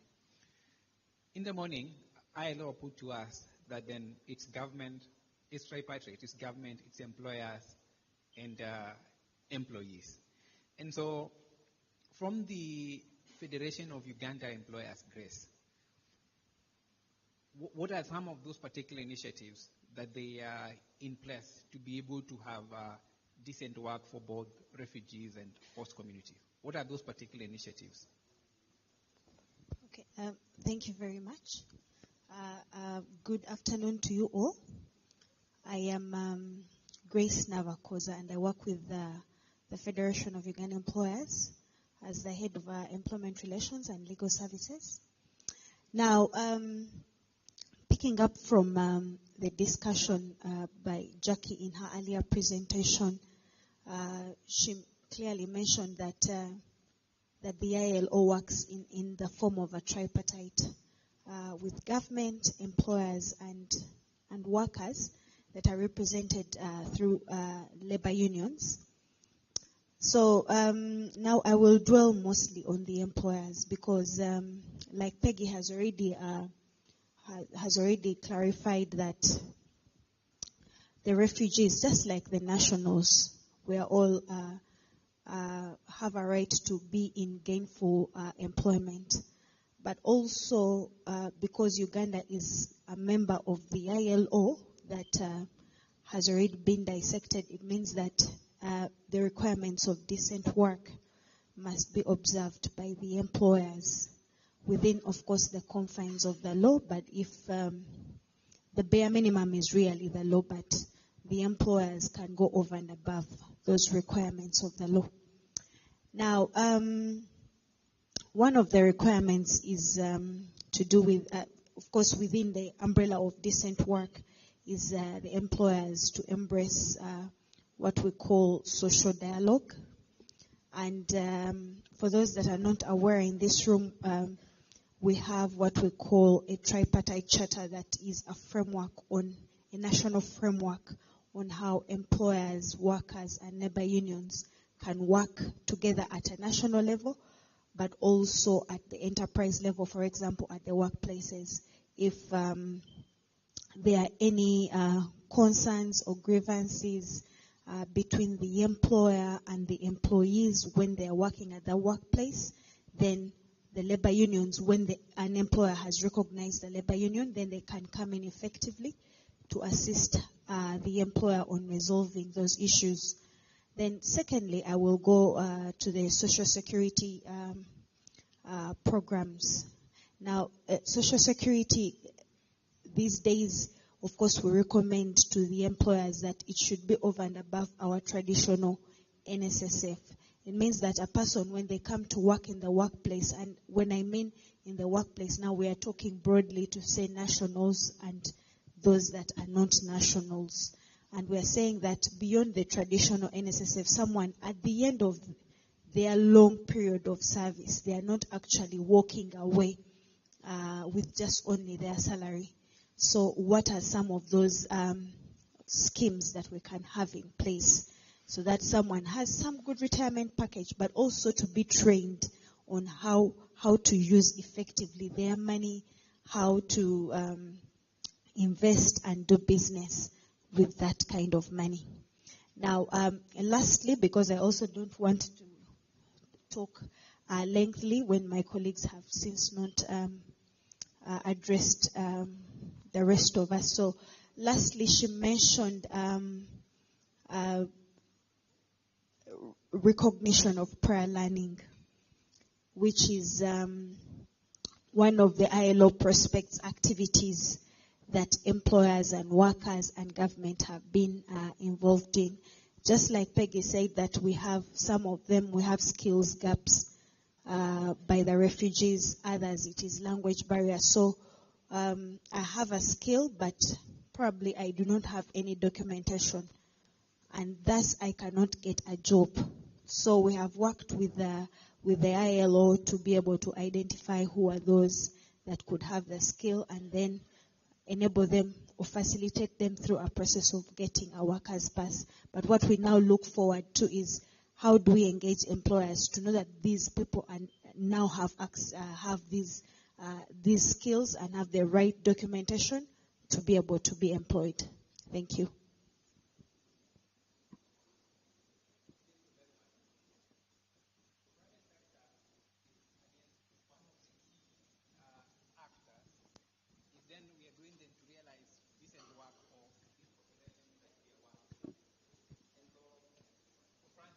I would want to hear, do we have any specific initiatives or measures that the private sector is actually doing for the engagement of refugees in decent work? Thank you so much, moderator. Good afternoon, everyone. Afternoon. My name is Francis Kabuye from the Federation of Small and Medium Enterprises, Uganda. First of all, I want to thank IRC for pulling off this wonderful workshop, which I find whose theme to me is so valid, especially when it comes to employment of refugees and migrant persons.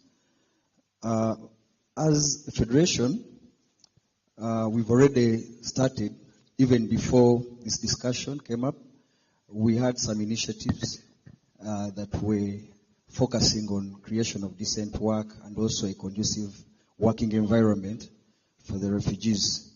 To start with, I'll mention our engagements with government. We are part of the team, the private sector team, that is supporting government in formulating what we call the National MSME Entrepreneurship Implementation Strategy. Of course, the previous strategy was not focusing at all about the refugees and migrant persons. But of recent, there's a lot of focus, especially since Uganda is hosting more than 1 million refugees. So we are trying to refocus the MSME policy and the implementation strategy of the policy to the refugee community. So under this strategy, we are looking at things like entrepreneurship education for refugees. The strategy also looks at technological and innovation idea exchange. It's also looking at access to finance, awareness, and networking, which we believe if these opportunities were made available to the refugee communities, it would add up to creation of a better working environment for them. On top of that, we've also been part of, a few months ago, there was a discussion, an interministerial high-level discussion organized by IGAD and ESC that was seeking to find durable solutions for refugees and migrant persons, and we're part of the private sector that represented Uganda. And in this discussion, there was a lot on how to create sustainable livelihoods, which of course require creation of employment opportunities, which should also be decent in nature. So we're part of this discussion, and we had some contribution towards the suggestions that were put on board during the discussion. We're also trying to create mindset change among our members, because our members are the SMEs, the small and medium enterprises. There's a lot of mindset change that needs to be done, which we've already started on, especially when it comes to treatment of refugees and migrant workers. For instance, some people think they're more human. The indigenous Ugandans think they're more human than the refugee employees. And we are trying to change this mindset, this belief, trying to tell them that all of us are equal. In fact, we normally tell them that everybody is a potential refugee at any one moment. Because some people think that maybe being a refugee is called for, or you just, it's by choice. Yet, in actual sense, it's not by choice. You just wake up one day and you find yourself being forced to leave your country, being forced to leave the comfort of your highly paying job, and you have to run into a neighboring country because of some conditions in your home country. Then, we also, as part of our service delivery, we offer, as a federation, we offer advocacy on one pillar, and also BDS on the other pillar. So as part of our service delivery, we try to include refugees as much as possible. I want to thank IRC for reaching out to us. Previously, we didn't have a lot of focus to the refugee community, but when IRC came in, we even signed an MOU which seeks to deepen our, to focus our service delivery to the refugee community. And out of this collaboration, out of this MOU, we've been able to include as many refugees entrepreneurs as possible. A point in case is the MSME Week. We normally organize on an annual basis what we call the MSME Week. Remember, Uganda we normally have the International Trade Fair. But this is basically for the big players, the big boys in the business sector. So the MSMEs, or the small players, don't normally get opportunities to showcase what they're doing during this international trade fair. So we came up with an idea where we also organize an exhibition for the small players, the SMEs. And under this, last year, we managed to have about more than 20 clients of the Rebuild program participating. So, in a nutshell, I want to say that we've already created opportunities, and our service delivery or delivery unit is already including the refugee community. We want to further this to even have more participation and inclusion of the refugees. Thank you very much, Francis, for those sentiments and the efforts that the private sector then is putting in place, trying to include refugees and advocating for that particular space. The Uganda Hotel Owners Association is hailed as being one of the inclusive in terms of the engagement of refugees. And so to hear from Jean in terms of what are these particular experiences that we have seen in engaging refugees, and what efforts are we making to ensure that that particular engagement actually constitutes to decent work? Thank you very much. My name is Jean Biamgisha, Executive Director of the Uganda Hotel Owners Association. We had the privilege of hosting the first ever apprenticeship program in the country, and also hosting the refugees in formal employment. Usually there's many programs in the camps that are trying to empower the refugees and give them some skills, but these are usually more on the informal side, braiding hair, tailoring, etc. So we came in to try and see how we could be able to get these people now into formal employment. And it was quite challenging, some of the challenges which have already been noted. Number one, language barriers. Number two, academic qualifications, having to be able to equate that, because now formal employment is a lot more rigorous than informal employment. We had to be able to weigh their papers and see how we can be able to bring them on board. But then also being a pilot program, we didn't have any baseline, any benchmark where we could be able to find a way of being able to, so we were really working in the dark. But again, with support from ILO, from the Ministry of Gender, we were able to successfully implement this program. We started with 100 young people from 2 refugee settlements in Nakivale and in Rhino Camp, and the experience has been short of amazing. The transformation was amazing. Being able to go into the difference between going into these refugee camps and doing the interviews and seeing what they looked like, how they held themselves, and seeing them 2-3 months later when they are now working in the hotels, the difference was night and day. They were brighter, they were more excited, they were, full of life, full of dreams, full of hopes. And like the last speaker has said, it really is a stroke of luck and something that we should all knock on wood for, to know that we are not refugees. It just takes a moment in time for you to become refugees. And so being able to deal with these people with compassion, with understanding, is extremely important. There were challenges, of course, that we got as part of this program. Number one was attitude. There is still a big attitude problem that we needed to deal with. Number two, these kids have suffered. They have a lot of mental health issues, again, which we as business people, as employers, as hoteliers, we were not really readily equipped to be able to deal with.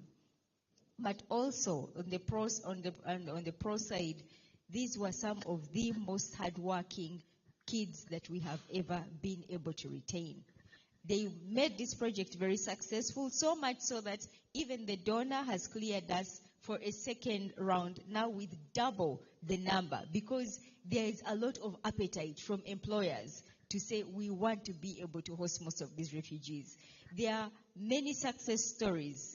Fairway have already promoted some of these kids to managerial positions. Sheraton has also been one of the hotels that has registered a lot of success. There is a hotel in Arua, in northern Uganda, Hotel La Confidentiale, which started off and said, okay, let's try it because it's part of the Hotel Association program. Give us 2 candidates. less than 2 months later, they said, now we want 10 candidates. And in addition to the stipend we were paying them, the hotel was still paying them because they said it feels illegal for us to be able to not give back and show appreciation, even as the hotel, for what these kids are doing for us.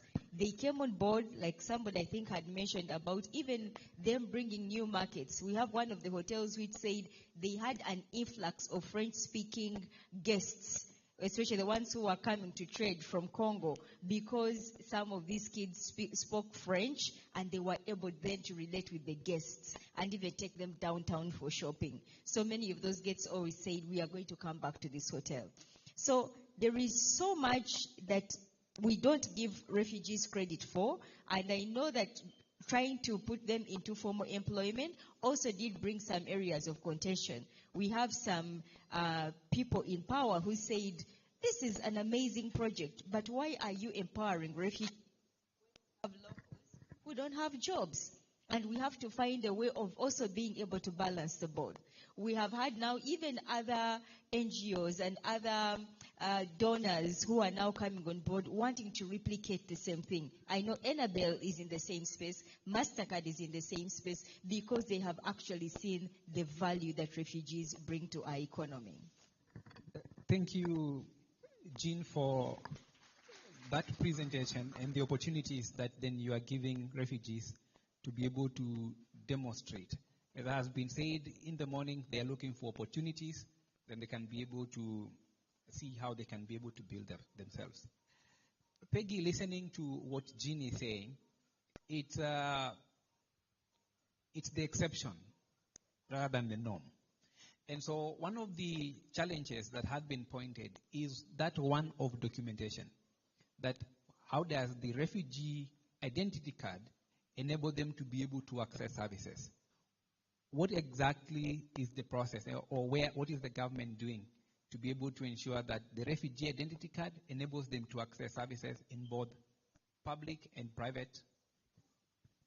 Thank you so much. I'm going to start by thanking all the panelists for the interventions that you're coming up with very creatively and outside of the known traditional structures to ensure that we have an inclusive economy and to ensure that the human rights of the people in this country, both the nationals and the forced migrants, are respected and upheld. But I especially want to congratulate Jean for the work that you have done. Congratulations upon the second cohort that's coming. But also thank you for giving us a more nuanced experience as people who have dealt with refugees. I like that you gave the example of, you have French-speaking employees and they're able to drain French-speaking clients. And that goes to the human need for belonging. Everywhere we go, regardless of who you are and where you come from, you're going to want to identify with someone who is more like you. And I think that we can tap into that kind of human potential to leverage the situation that we're in now as a country. Right before I answer your question, I'd also like to talk about formal vis-a-vis informal employment for refugees. Well, the great thing is that the law provides for access to employment, but it does not necessarily categorize whether it should be formal or informal employment. And that's a really great thing, because if you look at Section 29, it talks about the right to access gainful employment, the right to practice your profession, the one for which you're qualified, and the right for you to run a business. The not so great thing is that under our Immigration and Control, Citizenship and Immigration Control Act, we have regulations. And the regulations are, the citation is the Uganda Citizenship and Immigration Control Fees Regulations, which provide categories of people who are foreigners working in Uganda, should they seek to get work permits, the fees that they're supposed to pay. The good news is that refugees are exempt from paying those kinds of fees. So refugees qualify for fee-nil work permits under our immigration regulations. The not so great thing is that that regulation does not specify those who are in white-collar employment, and those who are in blue-collar employment. So upon initial reading of the law, it seems that regardless of what kind of work you have, you will be required to get a work permit. The other not-so-great thing, right below the first not-so-great thing, because there's a hierarchy, is that in order to have a work permit, you have to have a conventional travel document. A conventional travel document is a passport that is issued to refugees by immigration. Because, again, of our law which says that we should allow refugees to have social, cultural, and economic rights, they should also have passports should they wish to travel, should they get opportunities out of the country. They will not get a passport like the one that a Ugandan has, but they will have a conventional travel document. It is at the back of the conventional travel document that you get the work permit stamp issued or put, just like the work permits for foreigners that are put in passports. So then the process becomes extremely lengthy for people who want casual jobs or people who are employed on volunteer or short contract basis. And what I can say about that now to answer your question is that, we can make a case for refugee employment. And what do I mean? You know that when you do something repeatedly over time, it forms a custom, which forms a norm, which informs policy, which creates law. I was talking to one of the commissioners of immigration about this issue a couple of months back, and they mentioned that they've only received about 100 applications for work permits from refugees in the span of maybe the last 3 years. But Uganda is hosting over 1.2 million refugees, and many of those are in gainful employment. So how do we bridge the gap between the picture that immigration has and the picture that is actually on ground? And I would like to say that we can use, that joint collaboration through maybe the Uganda Hotel Owners Association. If they went as a collective and said, immigration, look, we want to get work permits for refugees. We are employing this number of people, but many of them are not going to be doing white-collar jobs. Or if they do, this is the number. So that immigration can then be aware that we might need to change the category. Even in the female work permit categories, we might need to do something to ease the process for those who may not necessarily need a CTD per se. And that's where the refugee identification document comes in. So when someone comes into the country and they're seeking asylum, they will register with us and we will give them a document called an asylum seeker certificate. Now, when someone holds an asylum seeker certificate, they do not yet have the rights that a refugee has, because their application for asylum is still in consideration. Unfortunately, or should I say the not so great thing, is that sometimes the RSD processes take quite a while. We have a backlog. We have people who are entering into Uganda now and seeking asylum who will do interviews maybe 2024 if nothing is done. The great news is that something is being done. We are going to have, in the month of October, we are going to have mass RSD exercises to sort of quicken the process for a larger number of people to deal with that backlog. So when someone then is granted refugee status, they are given a national identification card. The national identification card has a specific number to identify and certain unique features to identify the refugee. It shows their name, it shows their registration number, and it shows their face, just like our national ID. So when you go to a hospital, you can present that and say, look, I'm a refugee. You qualify for services in the same way that a national does. When you're applying for a job, you give them a copy and say, this is who I am. And this is what I wanted to say about engaging our local council members. We do have a parallel structure for local government. It's called the Refugee Welfare Council, the RWCs, and they work exactly like LCs. What their administrative structures that are non-political in nature that we put in place for the refugees to have, communities and people that we can go back to if we need to verify residence, if we need to verify security. And this is the work that the LCs are doing in the urban as well. But allow me to say that, a recommendation letter from an LC it's not a measure of competence. It's just a verification of residence. It's like, we know this person, they've been living here for this number of years, maybe their previous employment history, if it's known, but it should not be weaponized and used as, a measure for if this person is an upstanding citizen in this area. And I think we should toe that line very carefully. But thank you so much for the work that you do. So that kind of ID then is what qualifies someone to get a CTD and eventually a work permit. On two issues that you mentioned. One is the process of digitalization of the ID for financial access. How is that particular process, and where are we? But then secondly, there is a prerequisite to get work permit. You mentioned that CTD is one of those particular documents. What are those particular challenges towards the issuance of CTDs? And what do you think government then needs to work on, so that then if the CTD is the prerequisite document, then it is issued to refugees so that they can be able to apply for work permit? So I have great news on both fronts. I'm happy to report that the Office of the Prime Minister has been working with the Central Bank, which regulates financial institutions, so that there can be a data duplication between OPM UNHCR, who holds the data on refugees, and financial institutions.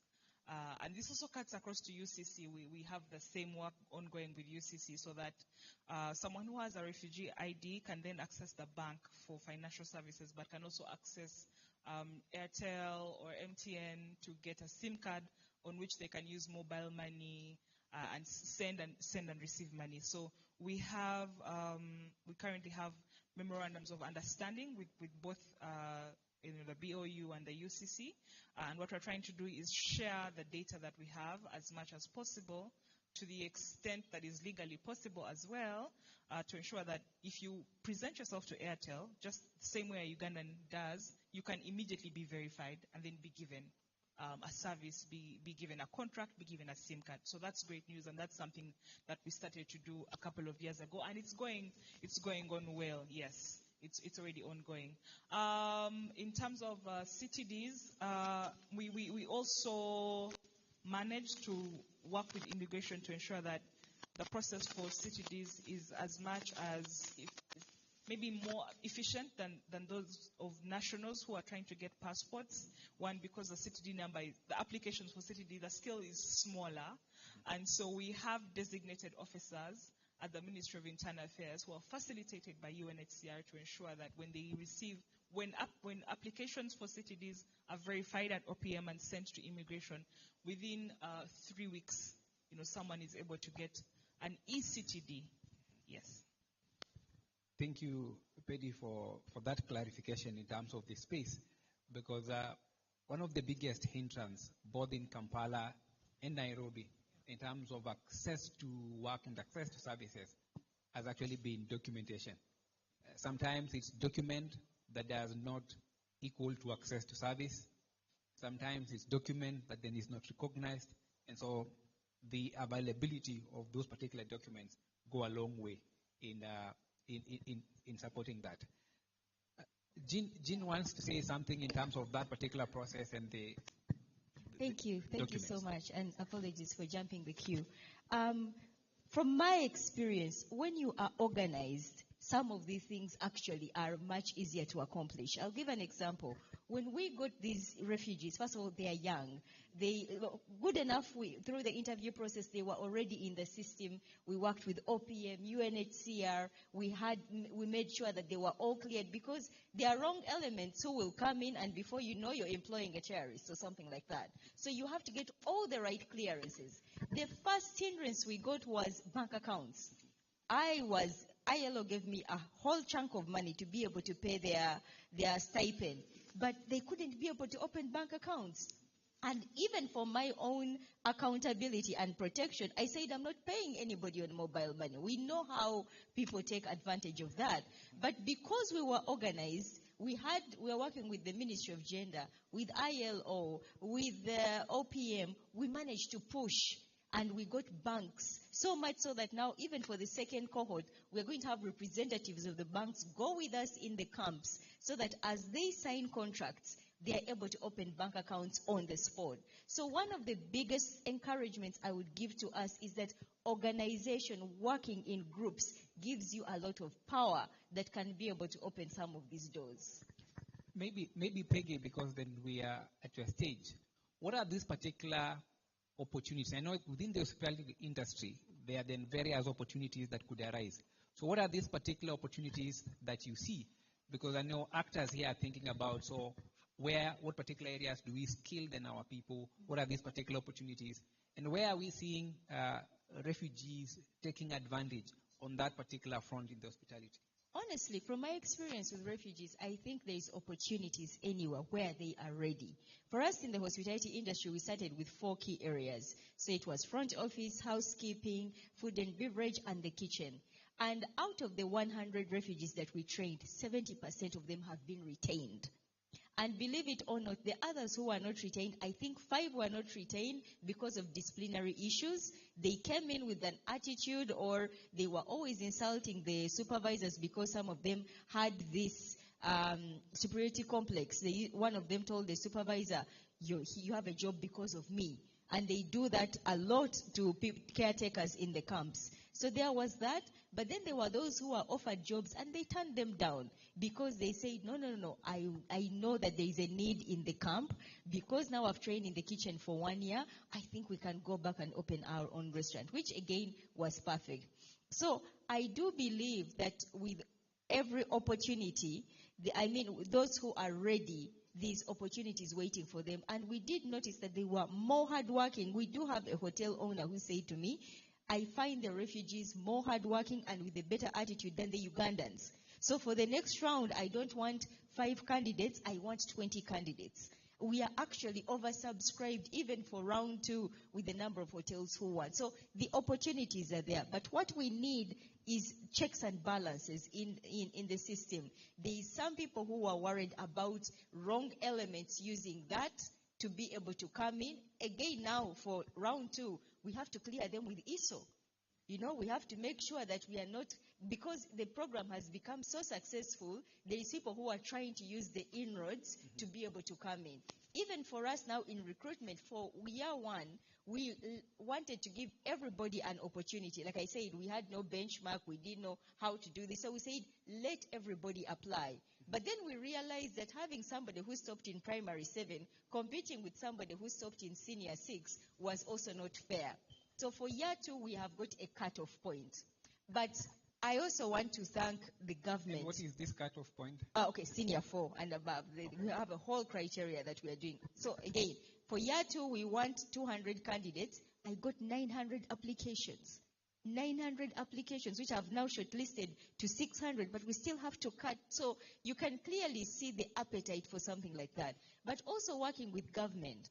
When you are organized, we were in Turin in June, and we went with about 4 refugees. So we worked again, ILO, working with government, working with the Italian embassy to be able to get these kids the travel documents, the right visas for them to be able to travel. And all this happened within a space of about 2 months.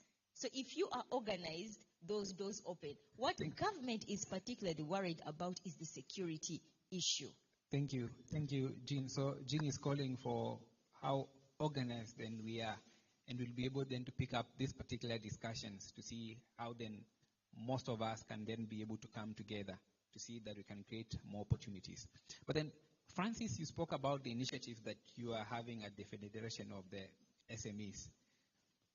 What do we see as the limitations of rolling out to the majority of our members? And what collaborations are you looking for so that we can then be able to unlock that particular challenge or limitations? Thank you so much. Well, among the limitations, first of all, I want to mention the inferiority complex among the refugee community themselves. I think most of them are not comfortable, or they've not had a lot of opportunities for networking or mixing with the local, the host communities. And this, to me, is a challenge because it limits their opportunities or their ability to tap into some of these opportunities that may be low-hanging for enterprise development. Then also, the other would be about the language barrier. It's common knowledge that most of the refugees are from either Congo or French-speaking countries, or Arab, mostly French and Arab-speaking countries. And now, Uganda being Anglophone, you find there is that language barrier, which, of course, limits interaction and also free sharing of information and engaging. Then the other one would be about the laws, the policies. Most of these people are not aware of the policy developments that actually being implemented in their favor, or sorry, that are being formulated in their favor. So I find there's a lot of work to be done in as far as creating awareness about the existing policy regime that actually favors or that tries to increase more participation and inclusion for the refugee communities. Those are some of the limitations that I find. And what was the other question? In terms of call for collaboration with particular actors, and as you answer this, is that what we see in terms of trying to work on the policy environment and advocate for change, are there any initiatives that the private sector is working on, or what do they see as the space of private sector in the same? Well, first of all, my call to the partners is that we need more programs that are focusing on refugee support, like the Rebuild program where we are part of the implementers. We also need more. Recently we've had collaboration with ILO under the Prospects program where we supported some refugees with funding, of course, from ILO, refugees in Achi Valley and some other camp. There were 2 camps, refugee camps, where refugees actually had an opportunity of even getting some financial support, some grant, small grant to boost their business operations. But I would call for more support in this space. ILO, we need more from your side, if any, and also IRC. We know Rebuild is focusing on Kampala, but we also have refugees in other districts, other cities. So we also need to focus on such refugees. And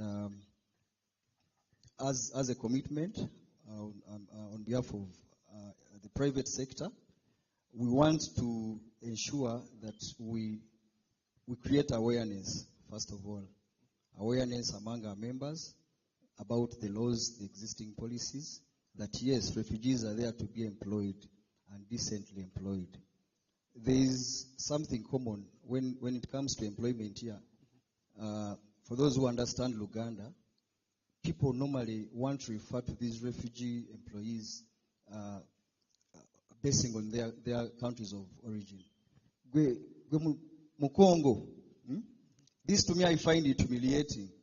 Why don't you refer to me as, using my name, other than referring to me or addressing me using my country of origin? It's humiliating at a workplace. Somali. So we want to create this kind of mindset change and awareness that these refugees can even perform better if they're employed. They can even perform better, like what my colleague has said. In some workplaces, they are better.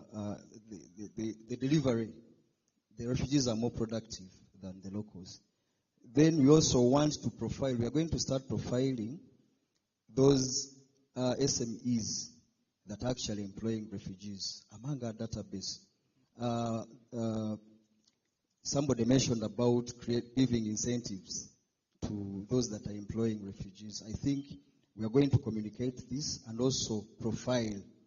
Yes, you're employing refugees. How many are you employing? So that we can have this information sharing with IRC, and then that I think will support in increasing the number of refugees that will get employed by some of these SMEs.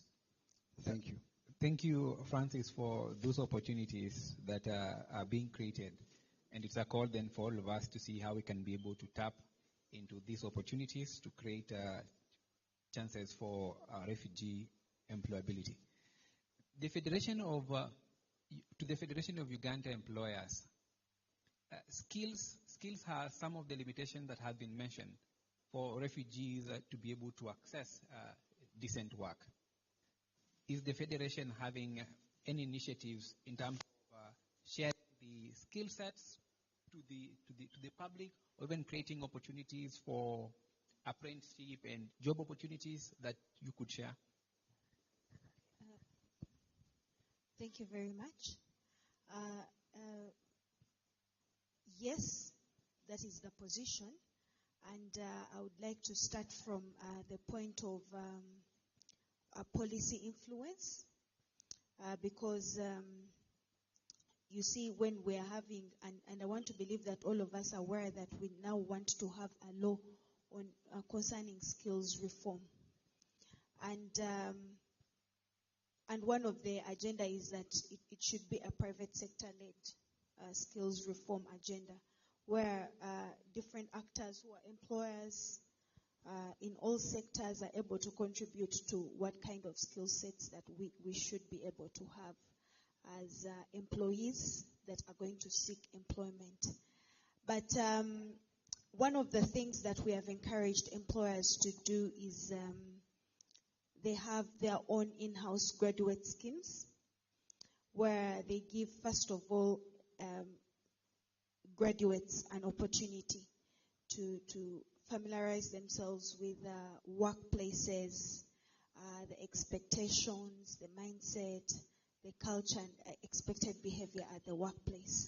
So this is something that we encourage all employers to have, either as apprentices, interns, and volunteers, but also within the confines of them. Also because, you know, you can't keep exploiting. These are things we are talking about, decent work. You can't keep exploiting someone all the time. So when you're able to ascertain that, well, they have picked the skills, they are able to take on a particular role, so as and when an opportunity presents itself in the workplace, then the first persons to get from are those that you have been engaging and working with.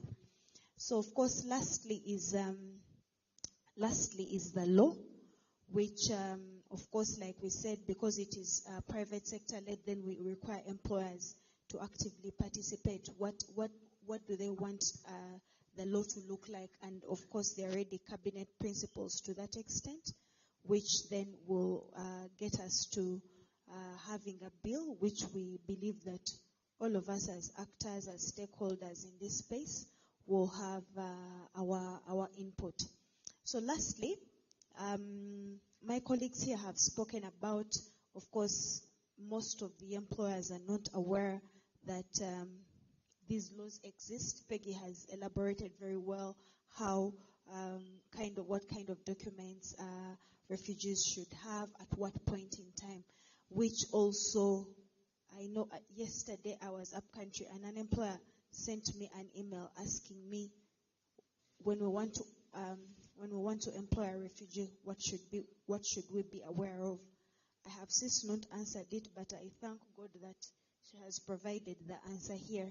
So I will still then relay the information. So I believe that employers have since not gotten this information. So it is now upon us to give as much information as possible, be out there in the public to provide this information. Are you seeing any areas maybe of collaboration in terms of this particular awareness, and which particular actors? I know then OPM will be one of them, to relay them to your members. Oh yes. Now, of course, there are already existing collaborations, but also those that, for example, there are already collaborations with the labor unions, because we want to believe that just like a national can become a member of the labor union, so a refugee can while they're employed. So that is already done deal. Maybe one, of course, which we can engage with is the OPM. We already have, of course, an understanding with Rebuild, where now one of the tools where we're going to let employers know about employment of refugees is through our renowned Employer of the Year award. So we would like employers to participate in the process, but also use it as a tool to let employers know that refugees can be employed. These are the modalities. And yes, these are, of course, the benefits. She has elaborated clearly what the benefits are and would like employers to also have that experience besides the hospitality sector. Thank you. Thank you very much. At this particular stage, I'm going to give a chance to the audience to ask a few rounds of questions and also make a comment. And I'll begin from the URSB, who wants to make the comment about then how do we ensure that even in the informal, we have decent work through the registration of documents. So the URSB.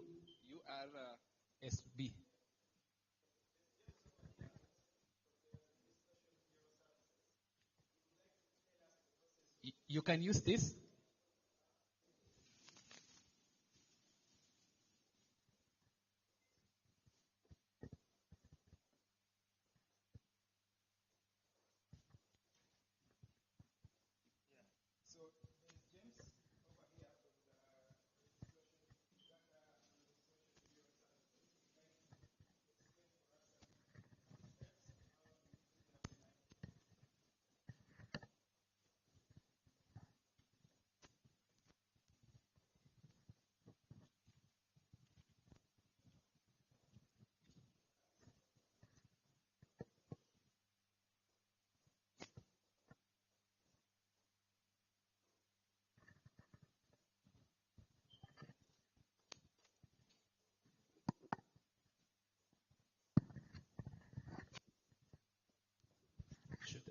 Thank you, Chair, for giving way. Good afternoon. My name is James Wasagami. I'm the manager HR at URSB. Now, when we received this invitation, our understanding really has been captured by what has gone on here. Not only for our colleagues, the refugees, but also Ugandans. I want to let you know that the Uganda Registration Services Bureau wants everyone to formalize their business. So to that end, we have an online system. You just visit our website, ursb.go.ug, and you go to the e-services. And you'll be able to reserve the name. The business you're operating could be having a name that is already reserved. So you just go on and you reserve your name. You can even incorporate a company. You don't have to have a lot of things. You go in, the forms are already there. Gone are the days when you needed so many people to give you a lot of documentation. So I just wanted to say, Chair, that as part of formalizing, because I see Rebuild in the approach, you want to support people, get the skills to be employable. That is one. And that is a very serious task. You know, the entire public service in Uganda is only about 350,000 people. So we have so many we cannot absorb. So the option is then part 2, which says support them to start their own businesses. And my coming is to tell you that not only can you support, start, but also register it. Let it be formalized. The Bureau has the offices at the regions. We have one for Kampala at Georgian House, but also we have a one-stop center at Georgian House and also at the Uganda Business Facilitation Center. So you come in, if you have issues with the online registration, please come over. Maybe, Chair, before I sit, I want to inform you that the Bureau has supported many refugees with formalizing their marriages. Yes, civil registration. That one, we do it religiously. And most of them are really colleagues from all over Africa. We thank you. Thank you very much. We hope as we formalize the social, even economically in setting up businesses, we'll be able to formalize. So we can get questions from the audience, and we can use this. I am seeing very many hands, so we begin here. We'll see how many questions we can have, and if your question is asked, then we can just skip.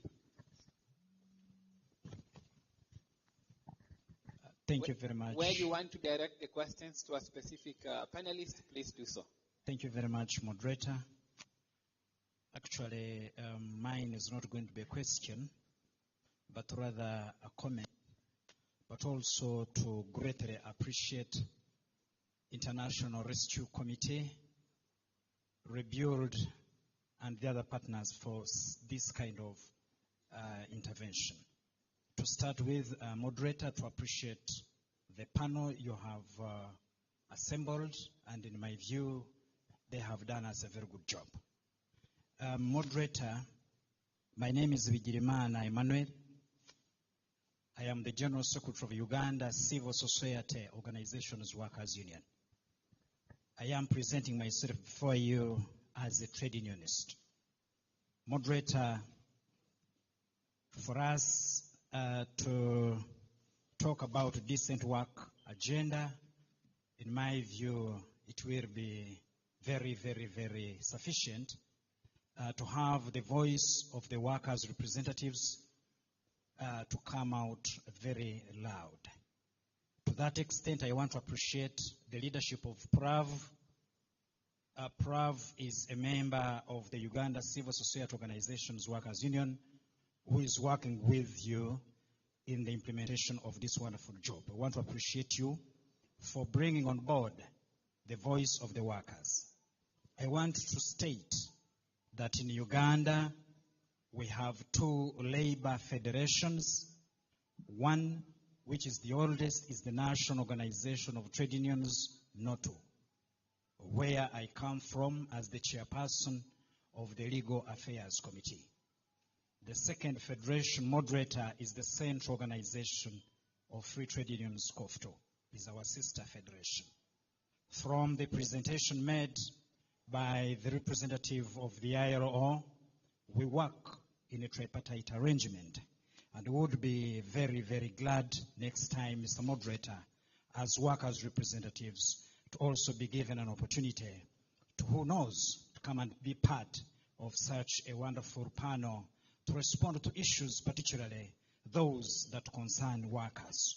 To emphasize what has come from ILO is that if you talk about decent work, you cannot avoid a workers' representation. I sincerely speaking want to inform you that what you are doing is what we would have desired to see yesterday.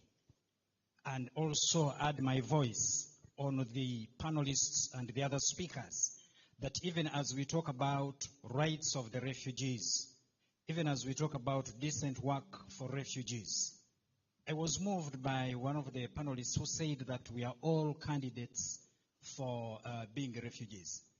Recently, I was walking on the streets of Brussels, and I saw so many refugees who have come in from Ukraine.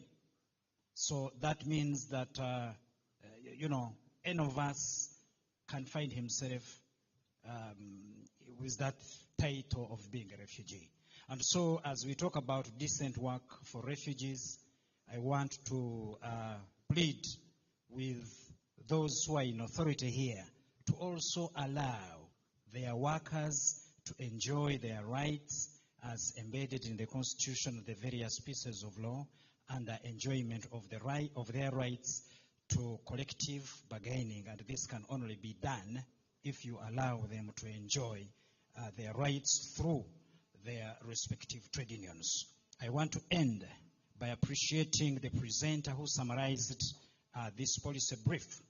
The last recommendation towards the UNHCR, NGOs, and other refugee-serving agencies is to the extent that they should encourage formation of refugee-led associations and support their engagement with trade unions.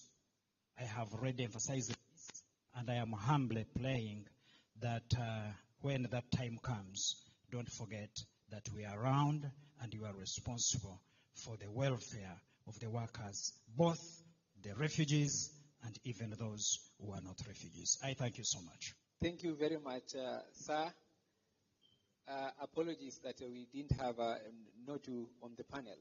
We acknowledge the central place of the trade unions, especially being the advocates of the employees as we pursue not only the right to work, but also rights at work, and the principal aspect where then we want then refugees to be included within trade unions, so that as we advocate for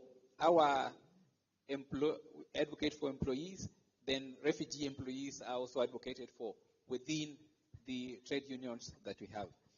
I gave him more latitudes because of what I have just said, and so the rest of the people, you go straight to the question, make it brief and direct, please. Where is the microphone? Okay. Good afternoon, colleagues and friends. My name is Donna Komgisha. I'm from the Parliament of Uganda, under the workers' representatives of Parliament.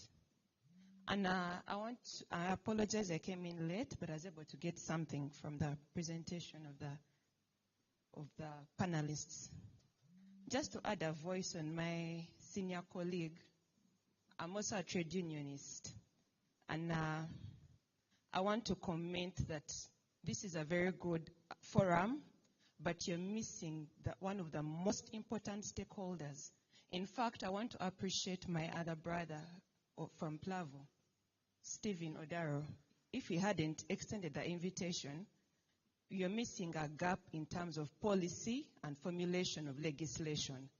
If you miss the workers' representatives' presence in such a forum, you're just discussing, and this is my reason.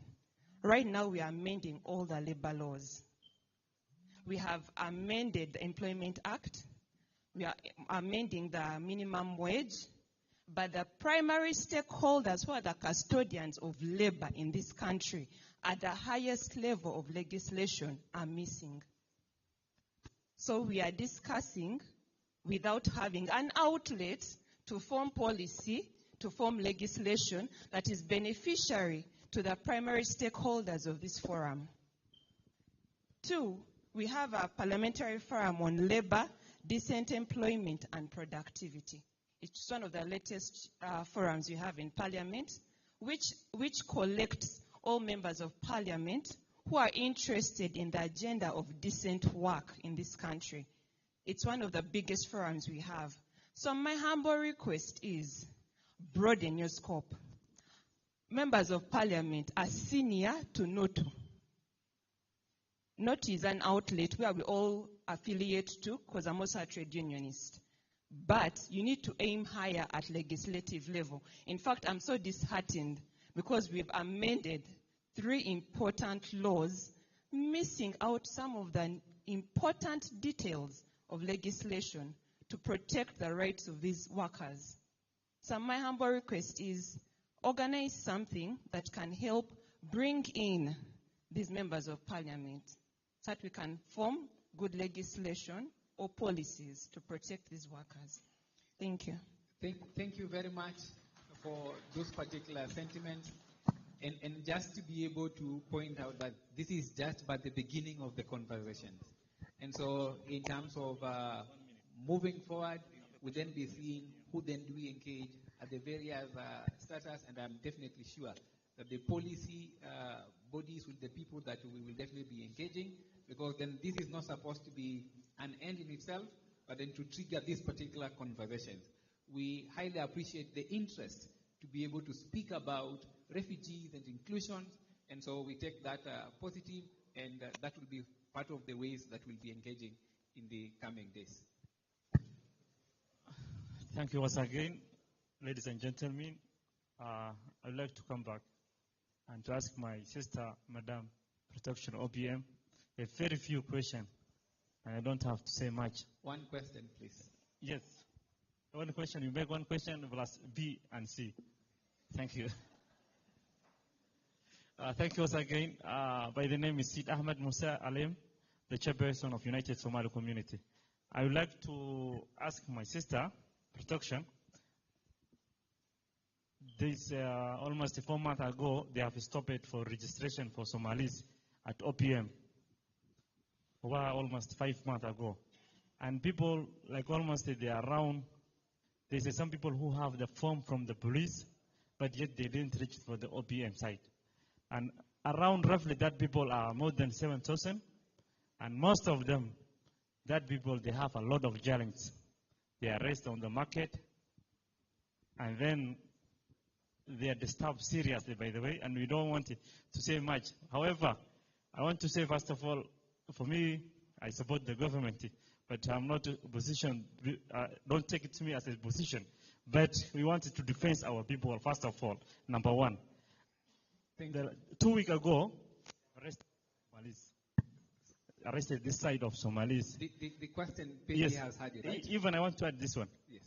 When they arrested, they checked very well the counters of crime intelligence. And then they were very clean. They were saying, but they don't have documents, yet they have asylum seekers. These asylum seekers, it's not a document to stay here in Uganda, or no. The other thing, which it should be seen, there is a people most of times going to the registration for the SIM cards. They fail because of that registration of that card, OPM. But we would like to give us very clear things, and I'm humbly requesting to allow to register our people. Thank you once again. Thank you. We will take a round of 4 questions, then we will hear those, and if time allows, we will take another circle. Thank you so much. My name is Josephine Kabiesiza from the Commissioner General's Office at Uganda Revenue Authority, and I'm very, very happy to be part of this engagement along with my colleague from Human Resources. And we just wanted to make a comment from Uganda Revenue Authority. It has been a breath of fresh air not to hear about URA in this engagement, because usually it's negative reviews, so I don't know if I should be worried. But I'd like to extend an encouragement to all the federations that are here, the associations, the donors, and all the organizations, that URA is hungry for stakeholder engagements that will ease the experience for taxpayers with regard to anything to do with tax. As has already been mentioned, I think, by URSB and the different people who have been discussing, the refugee ID is important to get a TIN.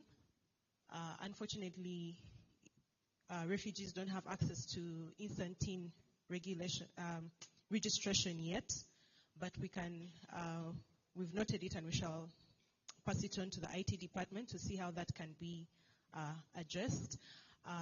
We've also heard from IRC the different challenges that are being faced by refugees in regard to tax registration or other tax services, and we're already in the process of organizing activities and engagements where we can practically help the refugees to register for TINs, or to advise them in regard to tax, or to clear any challenges they may be having. Maybe there's penalties or things like that that they need to be addressed. We're happy to do that.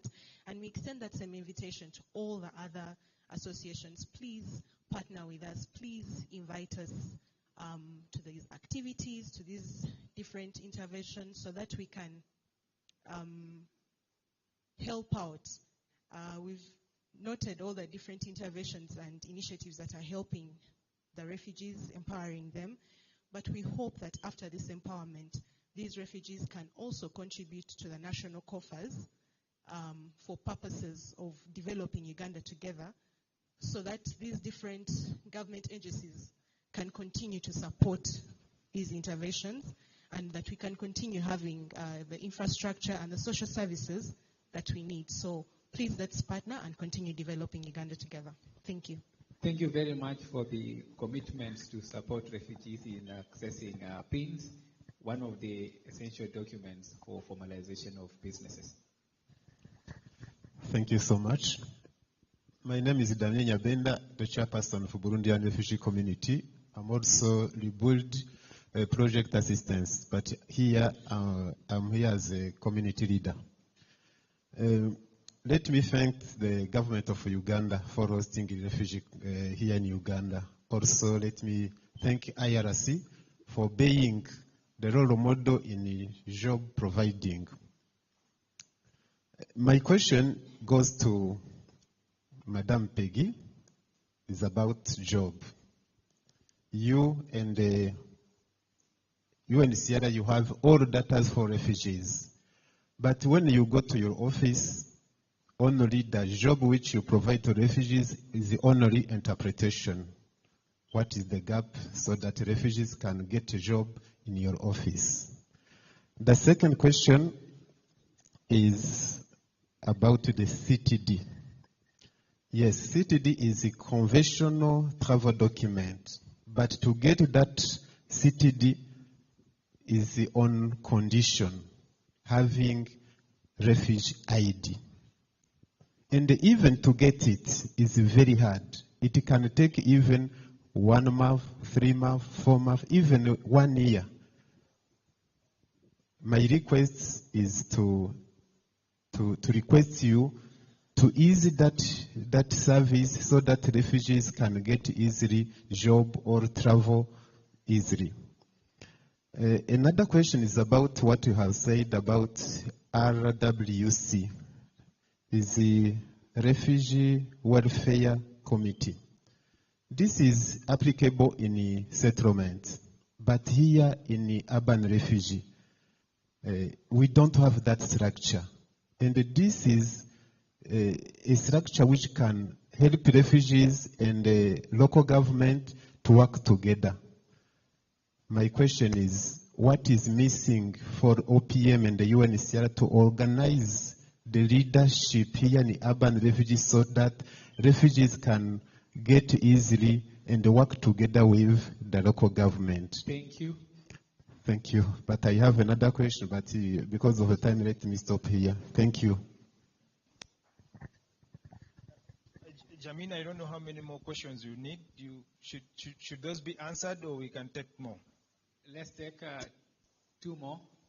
We see whether another panelist will have questions. Peggy is the favorite, it seems. Thank you for the opportunity. This is Daula Hussein, a beneficiary of Rebuild Project. I'm a leader of a refugee-led organization. I have one question to Madam Peggy. In Uganda, we have a lot of good policies for the refugees. But I don't know, how are you evaluating the impact of the policies in Uganda towards refugees, the beneficiary, as we're talking about how good it is for the refugees. I don't know whether we evaluate, because there is a lot of challenges. For example, when you want to register, because we have that element of association, the right to associate. When you want to register, you are treated like a foreigner, although we are supposed to be treated as a refugees. You cannot register your organization as local, either as international or regional. I don't know whether that one is supposed to be that way according to the policies that is for the refugees. Another thing is, all this what we are talking about, refugees have little bit involvement. For us as refugees, when we associate with our fellow refugees, you can get best of us as refugees, but sometimes we find people are acting separately. And for us, we are not involved. If you are talking about the decent, the work, I recommend we refugees-led organization, we are the center. If you are talking about the language barrier, if you are talking about hostility, if you are talking about what, we are the first to respond to before those clients comes to you. But for us, we are not seeing that happening. That one may be to other NGOs. So what a presenter was talking about, the recommendations that which is here in this book. So on behalf of women-led organization refugees, I will recommend if women are included in this, because the refugees who are in need of services, those are women. But for us, we have little space. I will recommend women-led organizations to be considered because they are addressing family issues, which include all what we have been mentioning. Thank you. Thank you very much. So, Peggy, we have an array of questions, but then I will try to summarize them for you. And one of the questions that they're asking is in terms of the CTD and the long duration and the refugee ID being the only document that can enable one to be able to access. What do we have to say about that array, that area of CTD? Great, thank you. Like I reported earlier, we have made the process shorter because because there's an ongoing and continuous interface of data between the OPM and the immigration. So verification periods are a lot shorter, application periods are a lot shorter, and also the machinery at the Ministry of Internal Affairs for the printing.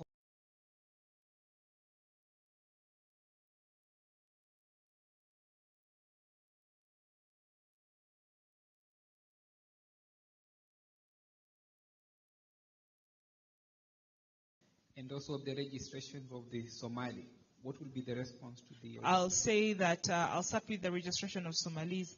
The registration of Somalis was pended because we needed to verify data with immigration as well and see whether the people that are coming into our country are actually people who have declared themselves as people who are coming for tourism or all sorts of education vis-a-vis those who are seeking asylum. We found that there was a large number of people who seem to be overlapping in the two systems, and so the process for that data comparison started and is ongoing, and as soon as it's concluded, we will open it up. There is no other reason that we have for not registering Somalis. We're just doing data comparison with the Ministry of Internal Affairs to make sure that we have the right elements. And I thank Jean again that she was not the first person. It's usually government always fronting this security thing. So I'm glad that someone other than mainstream government mentioned it. But as that process is already ongoing, and as soon as it's finalized, we will open up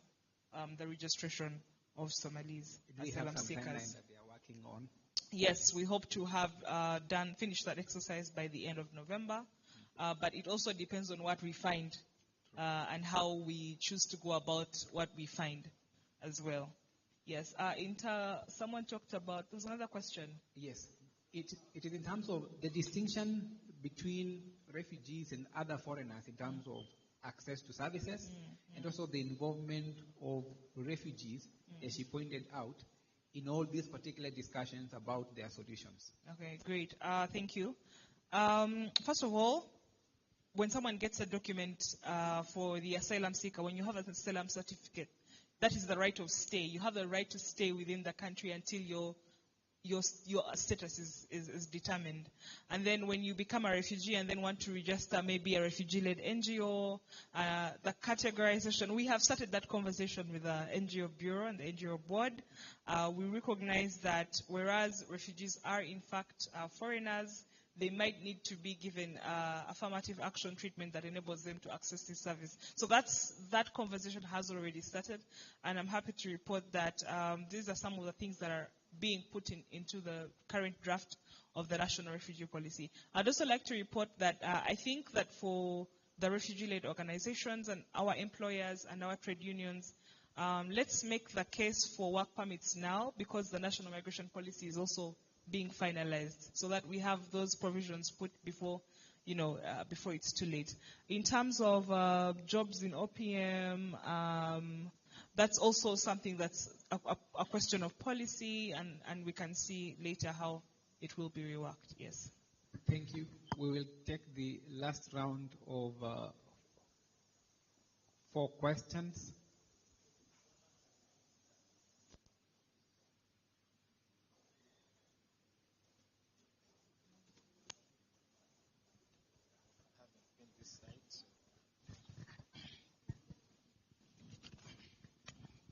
Good afternoon, all of you. Thank you so much for this conference. It is a gold opportunity for us because we are refugees more than 12 years here.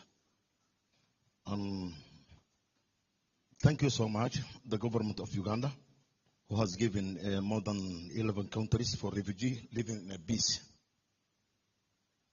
But we have a program about tribal document. We have got from our office OBM tribal document to move neighborhood countries and to get a better life, like Congo, Rwanda, Burundi, South Sudan, Kenya. But we are feeling lack of respect. And our tribal document is under the system of Uganda. Uganda is the birth of East African. When you are East African, you are moving freely. Either Kenya, Congo, South Sudan, North Sudan, Congo, Burundi, Rwanda. But we are feeling lack of respect. And the last time, June 2023, I went to South Sudan. They rejected to give me visa. That time, I was looking my son. He was missing for 3 months. I don't know where he has gone. So we need to respect that tribal document. We are under the system of Uganda. And I don't know who will talk that right. Because when you are father and you want to do something better life or to get a job neighborhood, you can't go. So we have tribal document from our Honorable Office OBM, nicely, but we are feeling lack of respect and we are not moving any time. And we are here more than 12 years since 2010. Thank you. So we need to respect tribal document. And who will be talk that issue? Thank you so much.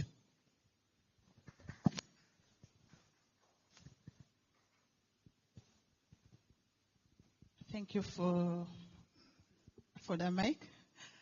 And good afternoon to everyone in the hall.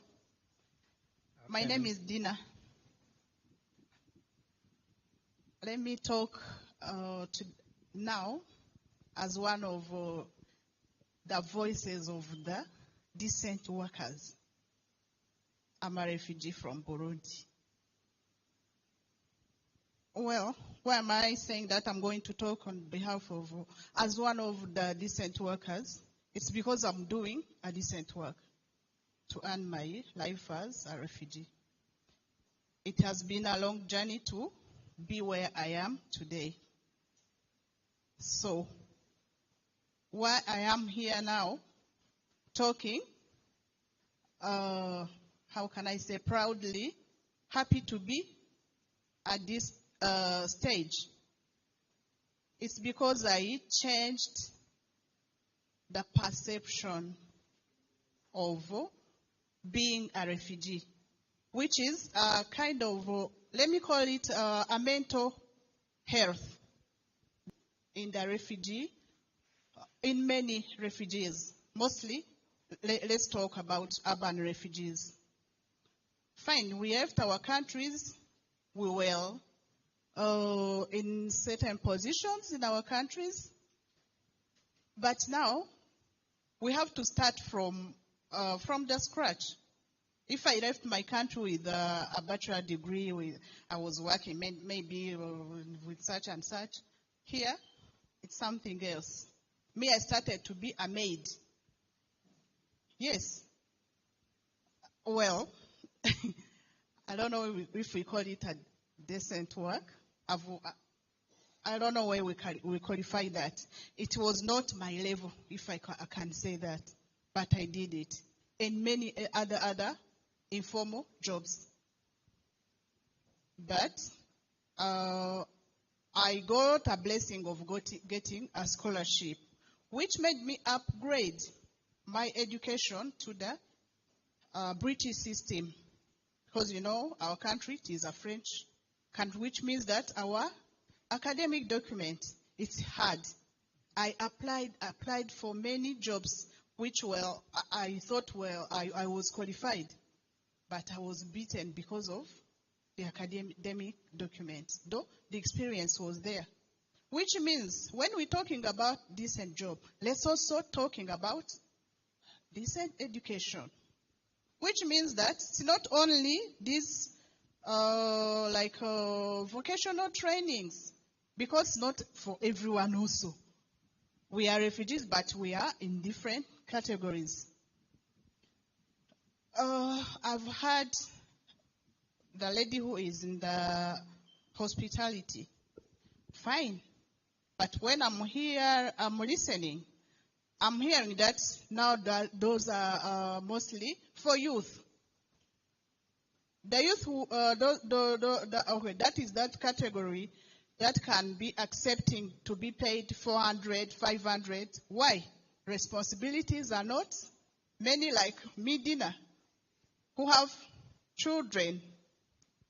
Yes, don't deny that is true, because that is the majority of salaries in Uganda. But let's now talk about also positions where people can also be hired for, big salaries. Thank you. Oh, no, come on, let me just finish. Yes, true. So, if we're talking about decent jobs, I started by talking about the change of attitude. There I'm coming back to my fellow refugees. In partnership with IRC, let me say so, because you are the ones who invited us here. Now, you've given grants for refugees to start businesses. But how sure are you that the data that you have for successful stories are true? Are we seeing an impact in the community that now refugees are doing decent businesses? Which means that there is still a gap of addressing that thing that I called a mental health. Because refugees have to change the attitude, let me call it negative imageries of what we left behind, and start thinking, big dreaming for the future. Not for resettlement, because resettlement is, I think if I'm not wrong, with Mr. UNHCR who is here can correct me, it can be 1%. 1% only, imagine, who are going to be resettled. Which means that durable solution, it is here in Uganda. True. Thank you. So work on that, so that people can change those positive, negative imageries and start developing positive ones, having big dreams right here where they are. Thank you for that. And I know the policy brief pointed attitudes as being part of the barriers towards access to decent work. So as we create opportunities, we also work on the attitudes, and we also acknowledge the trauma and the need for counseling for persons that have been displaced. The second last question.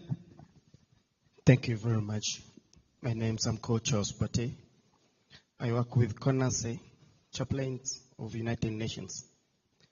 And I'm a member of PLAV, working with workers in the Informal Economy Network. My question was going to the expert from Ministry of Gender before I come to the panelists, because I needed them to explain to us. These people are producing informal workers, but they are not wholly covered in the tripartite system. Anyone can explain to us how we are going to handle this scenario of tripartism in relation to the informal economy?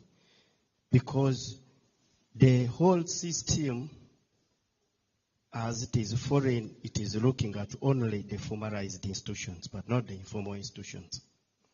Yet in this regard, we are seeing refugees are so much active in the informal business. How are we going to make the tripartism work in the informal sector? That is my question.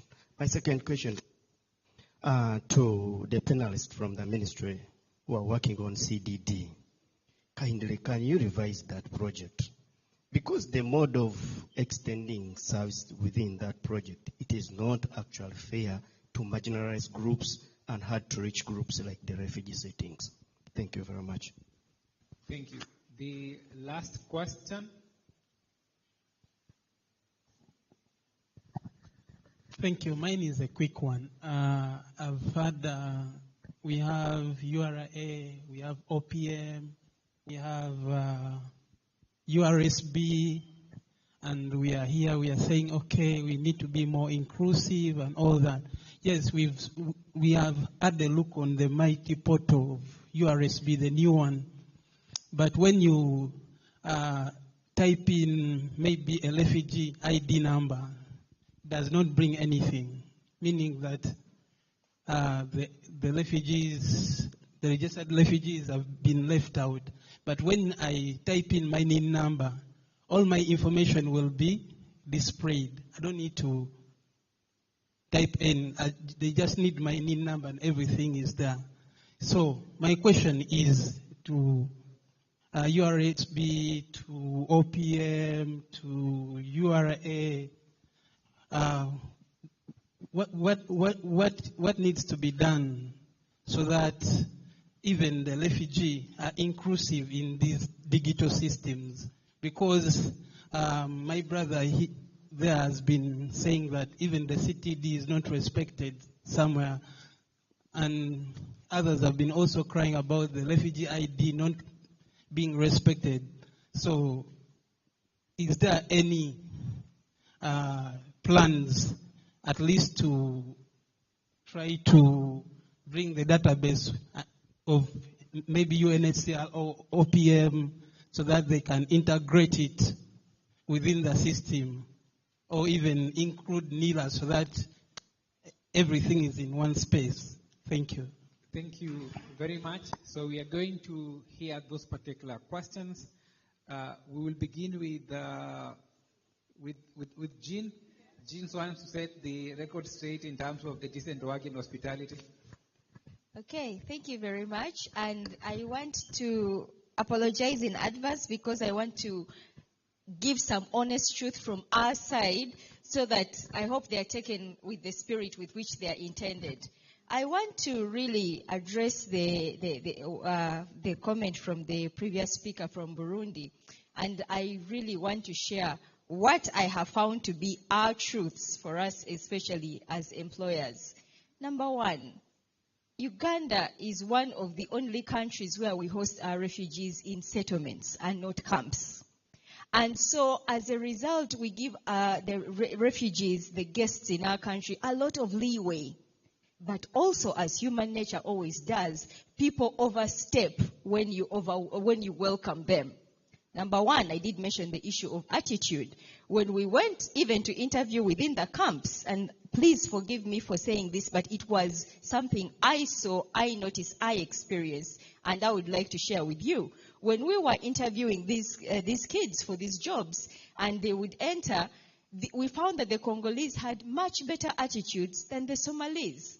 So you'd ask a Somali young girl, okay, in the hotel, we have housekeeping, we have food and service, where would you like us to place you? And somebody will say, I don't clean because I'm Somali. That is for Congolese. So we already brought them in with that kind of attitude. We all know in the hospitality industry, everybody complains about bad customer care attitude, and something we are trying to change. So if you're giving an opportunity to already somebody who undermines the job, you cannot expect to train that person however much money you invest. Secondly, these kids used to tell us, they came and they would tell the supervisors, if they had a case of indiscipline, they would tell the supervisor, you're here because of me. That is a complaint we had so much in the camps from officials of OPM and UNHCR, saying because they're internationally protected persons, many times they take it for granted. Somebody will tell you, you get your salary because of me. And so that really created a little bit the issue to do with salaries. When we came, because ILO, because of the laws that they have, we paid the apprentices a lot more than the market rate. 400,000 for an entry-level staff is unheard of. And this created a huge point of contention with the employers. It created indiscipline. An intern who is earning 400,000 is not going to take a command from a supervisor who is earning 200,000. It created a instability in the industry. Most importantly, like I did say, some of these kids were offered jobs and they turned them down because the hotel said, you've been amazing. Again, because they have been protected, right, in the way we are employing them. They are unionized, they have contracts with us and the hotel, we have MOUs with ILO, they get, special treatment. They were in that protected cocoon. When they graduated and now reality hit and the hotel says, great, I want to give you a contract. But for your level of expertise and the level at which you're at, for us we pay 200,000. They said, absolutely not. I would rather go back and receive the free meals and that I'm getting back there. I'm not doing this job for 200,000. So somebody did ask us about what is the sustainability of this project. The truth is, these projects are only possible with support from the donors. But as an employer, what is the sustainability of this? Don't forget, we also have pressure from the legislative arm of our government. The policymakers asking us, why are you training refugees and giving them all these privileges when we have millions of Ugandan kids who are on the outside? So, if we do not manage expectations of the refugees, because they are always protected in their cocoon, sustainability of some of these programs will become impossible. Like I said, we've bent over backwards. They have got, every person on this has a bank account. They can get a travel document in 3 weeks, which somebody has rightly said can take 1 year. So rather than being appreciative, and this is why now, even with the second phase, I said, let us tighten. Let us tighten, because we do not want to take people on board who think they are doing us a favor, who think that my salary is coming from me employing them. So we need to be able to manage that even as we go forward, especially because of how much Uganda has bent over backwards to be a welcoming host. We also need to have very appreciative guests. Thank you. Thank you, Jean. Yeah, I think it's important said since morning in terms of how then do we manage expectations, how do we work on the attitudes of both the refugees, of the employers, and of everybody, so that we can then be able to incorporate each other. Peggy, the questions about the inclusion of the refugee ID, I know you had touched about that, but if you have something more you can add, the inclusion of the refugee ID in the digital systems. Would this be my parting shots as well? Yes. Excellent. What I would say is that, I'm happy to acknowledge how far we've come. We've been, as a country, we've been hosting refugees since the end of World War II, with the Polish refugees who were then eventually resettled to other countries. And so between maybe 1946 to 2023, we've had a change in the law, in the policy, but also in the kind of refugees that we actually host. There was a time when we had refugees who were predominantly dependent on subsistence agriculture, and for them that was enough. They were older, and maybe now we see a larger number of refugees who are younger and more ambitious and have had gross interruptions to their education or to their youthful, their livelihoods back home, and now they want to rebuild here in Uganda. We recognize that demography has changed. We recognize that, the law might need to change with that as well.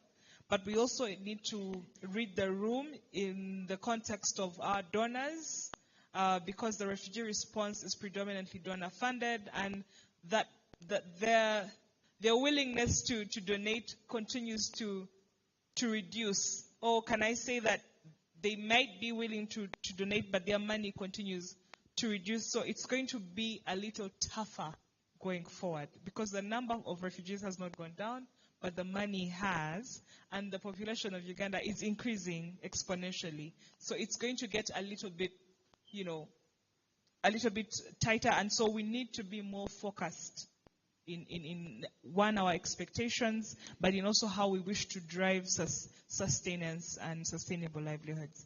One of the ways that we're going to beat that is, of course, regional cooperation in respect to not just the CTDs, but the general answer on how we can deal with refugees as a region. I'm happy to report that as well the East African Refugee Policy and the IGAD regional migration frameworks are documents that continue to evolve. One of them is yet to be finalized, and one of the key issues is how we can uniformly address movement of refugees across the border. So I'm happy to report that, you know, a lot of countries in the Eastern Horn of Africa and the Great Lakes region are having that discussion. And so we acknowledge what has been done as at the national level, but with regional cooperation, we're going to be able to have answers to that in the long run.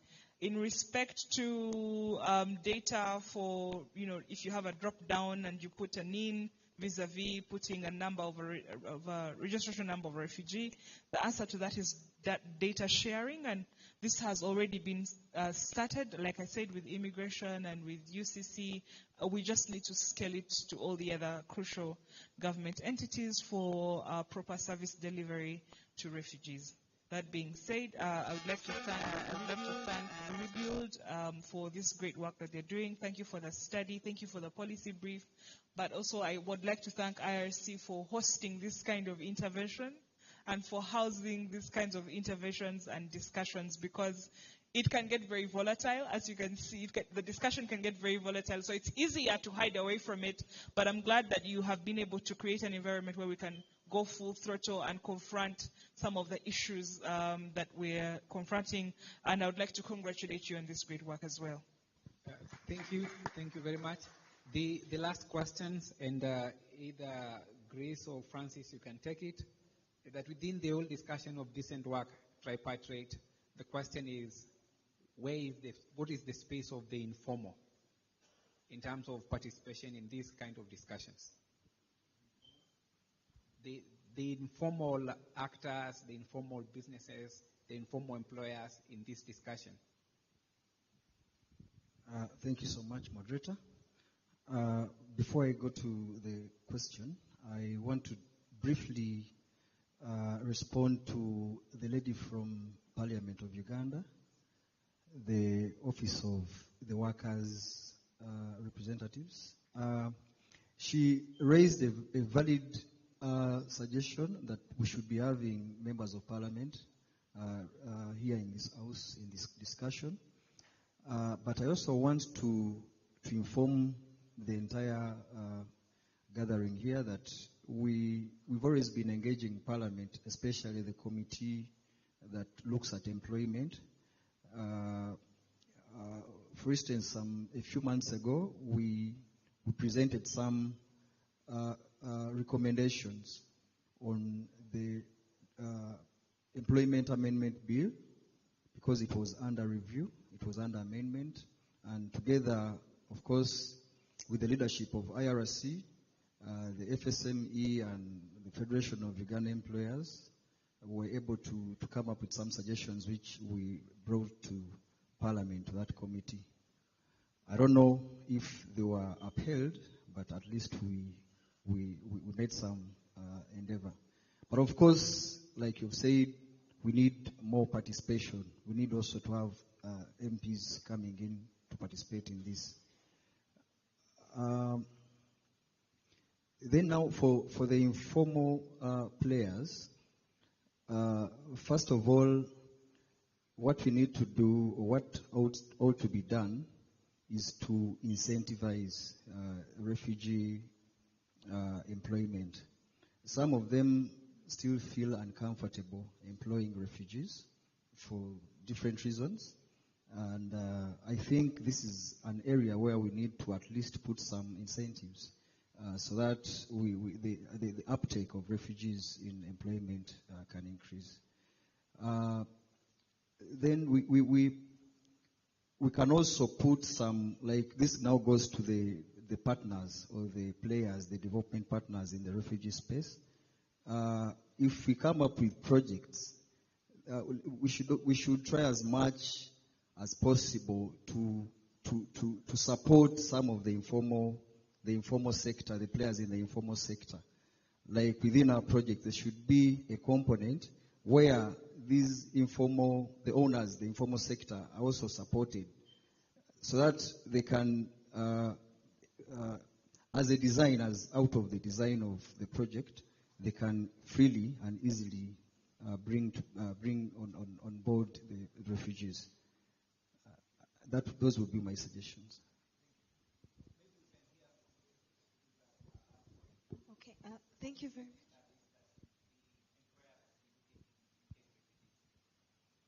Okay, thank you very much. I would like first of all to pick from, before I get to your question, someone talked about the issue of tripartite players in the informal sector. And, the original thought of the tripartite players, the employer, government, and workers, is that it is usually in the formal sector because, they are a bit organized, we know where to find them or to locate them. But for those that were present while Jackie was presenting, she talked about the Decent Work Country Program, which seeks to extend the decent work components still in the informal sector. Now, our colleague from URSB talked about registering businesses and companies. So that is one of the way that if I was some Juwakali working somewhere, I need to have my company registered and recognized legally. So then it enables how do the labor unions get there? How do they form associations? So through those associations, then all these other awarenesses, projects, and programs are availed. So that is one of the ways in which this whole tripartite arrangement then can escalate beyond the formal sector that we are talking about. Now, in terms of the employers incentivizing, I think Jean here spoke about us not having a minimum wage, but that doesn't stop an employer from doing what is expected of them, but also to prevent any instances of precarious work, but as much as possible to provide decent work. So, of course, incentivizing a person could be both monetary and non-monetary, but again, that is left in the space of the employer and how they collectively bargain, if at all they have a labor union at the workplaces, and then, of course, within the confines of the law.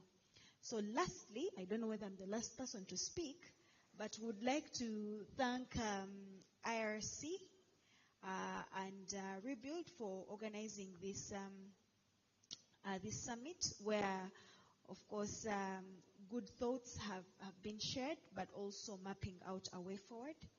So, yeah, as employers, we're available to engage further. Thank you very much. Briefly, moderator, allow me to give my parting shot. Members, the reason why, for me, I believe the reason why we're discussing decent work for refugees is because some people were forcefully displaced from their countries of origin because of various reasons.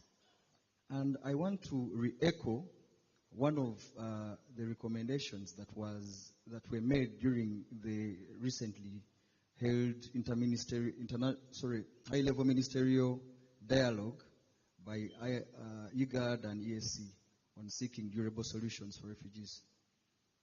Most of the reasons, especially on the African continent, why we have refugee cases is because of the political cases, political conditions back home.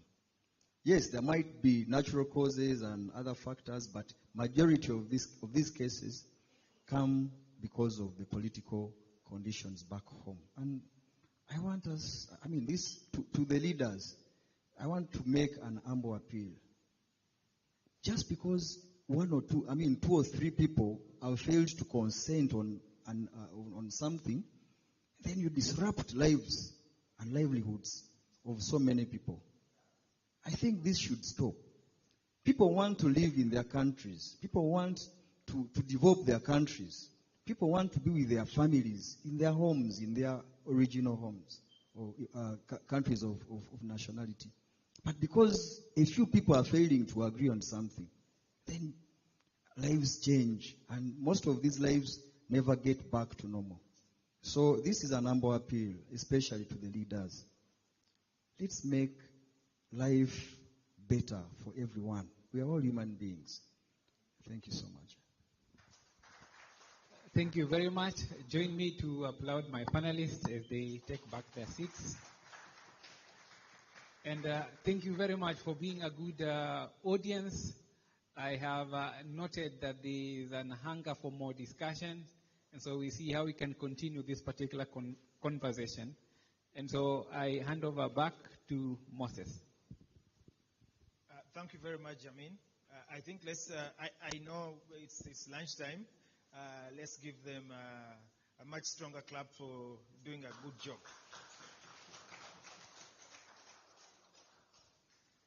We are coming towards the end of the engagement, and at this point, I will ask my colleague Tina. She's been taking the notes. She will just use about 5 minutes or so, or even less, to take us through key highlights of the things that she's captured.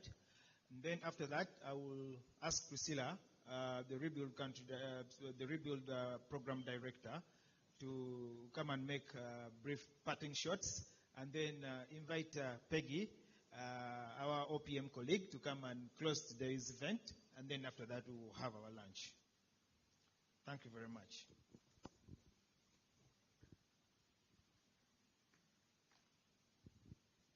Good afternoon, ladies and gentlemen. Mine is to capture some of the key highlights that we were able to raise. First of all, thank you very much. It has been very interactive, participatory. Let us clap for ourselves. So I'll not go through the agenda and what everyone was expected to deliver on. I'm sure we all can read that. So with the key action points, we had our director telling us about the need to follow up the conversation with IGAD relating to equating of academic documents. How? We'll need the support of the embassies, and there is documentation underway, so we'll need to follow this up closely. Number 2, official from ILO noted that we need to enhance the coordinating mechanisms, include the private sector in whatever that we are doing if we want to achieve the agenda of the decent work. And it expressed their commitment to support the decent work agenda. I will not go through the recommendations that are in the policy brief. That would be a repetition of what we all already know. When it came to the LCs, the Nyago village, the representatives, the question is, how can partners utilize the information in the LC registers? We need to make use of this information. They may know more than we do. Number 2, how do we explore? How can we explore whether refugees can be included in these committees? That true, refugees are bound by the laws of Uganda, and under there, they are not supposed to engage in politics, national politics, stemming from LC12, the presidential elections, but informally, can they be co-opted to be part of these committees so that they support with refugee-related matters? Then, as partners, we need to create awareness amongst the refugees to voluntarily register and avail themselves to the LCs and be documented because of the benefits that are attached, as we saw. If they are going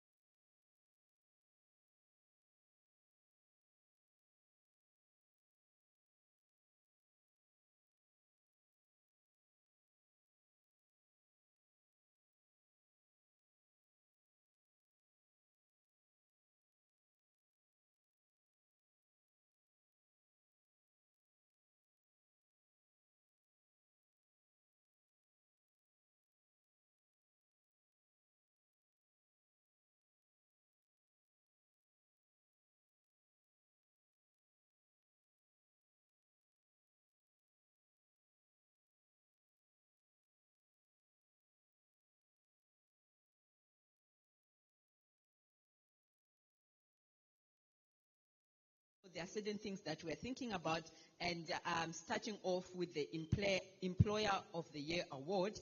And our colleague Moses, I think, is leading that process here in Kampala. So look forward to hearing more from the ILO team, the Rebuild team, and the IRC on that. Also, just to say, there are some colleagues who said maybe we didn't manage to really tie down some of the conversations. There are certain things that are still hanging. Happy to say that there is also another conference that is coming up round about mid-October from the ILO team under the Prospect Project. So some of the learnings that we have drawn out today, some of the conversations, some of the outcomes, some of the deliberations, some of the things that we need for follow-up, we can actually present them in that platform.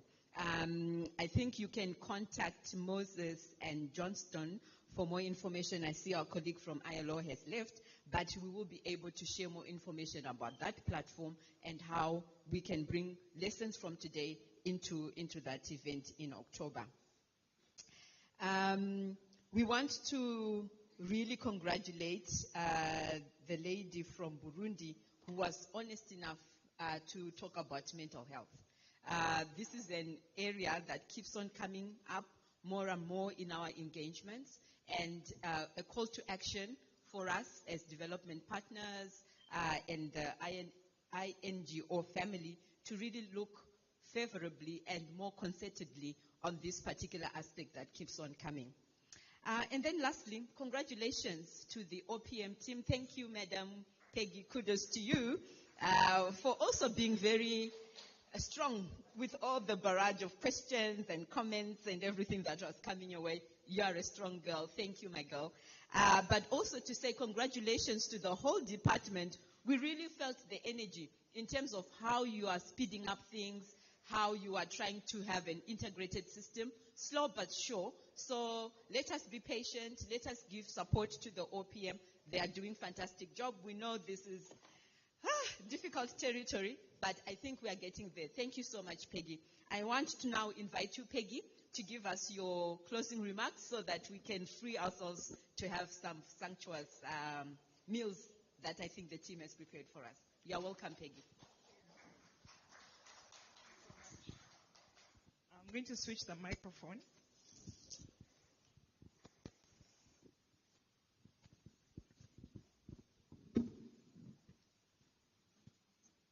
I felt that this microphone was better, but also it might just be the good luck charm in the room because it's the microphone that I was using when I was having the panel discussion.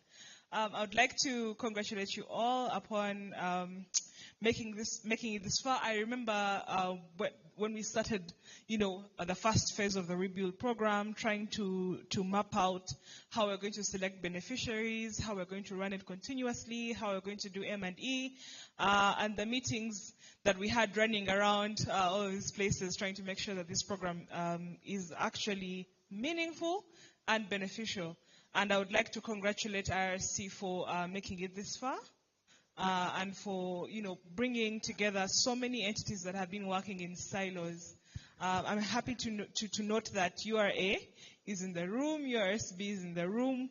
We always maybe talk to these people at the best on email, but I'm glad that we have each other now. We were putting names to faces and faces to names, or rather faces to emails. And what that means is that with this kind of engagement, we can then chat, clearer answers. The law is very clear, and the government's position is very clear. We're going to remain open to receiving refugees until further notice.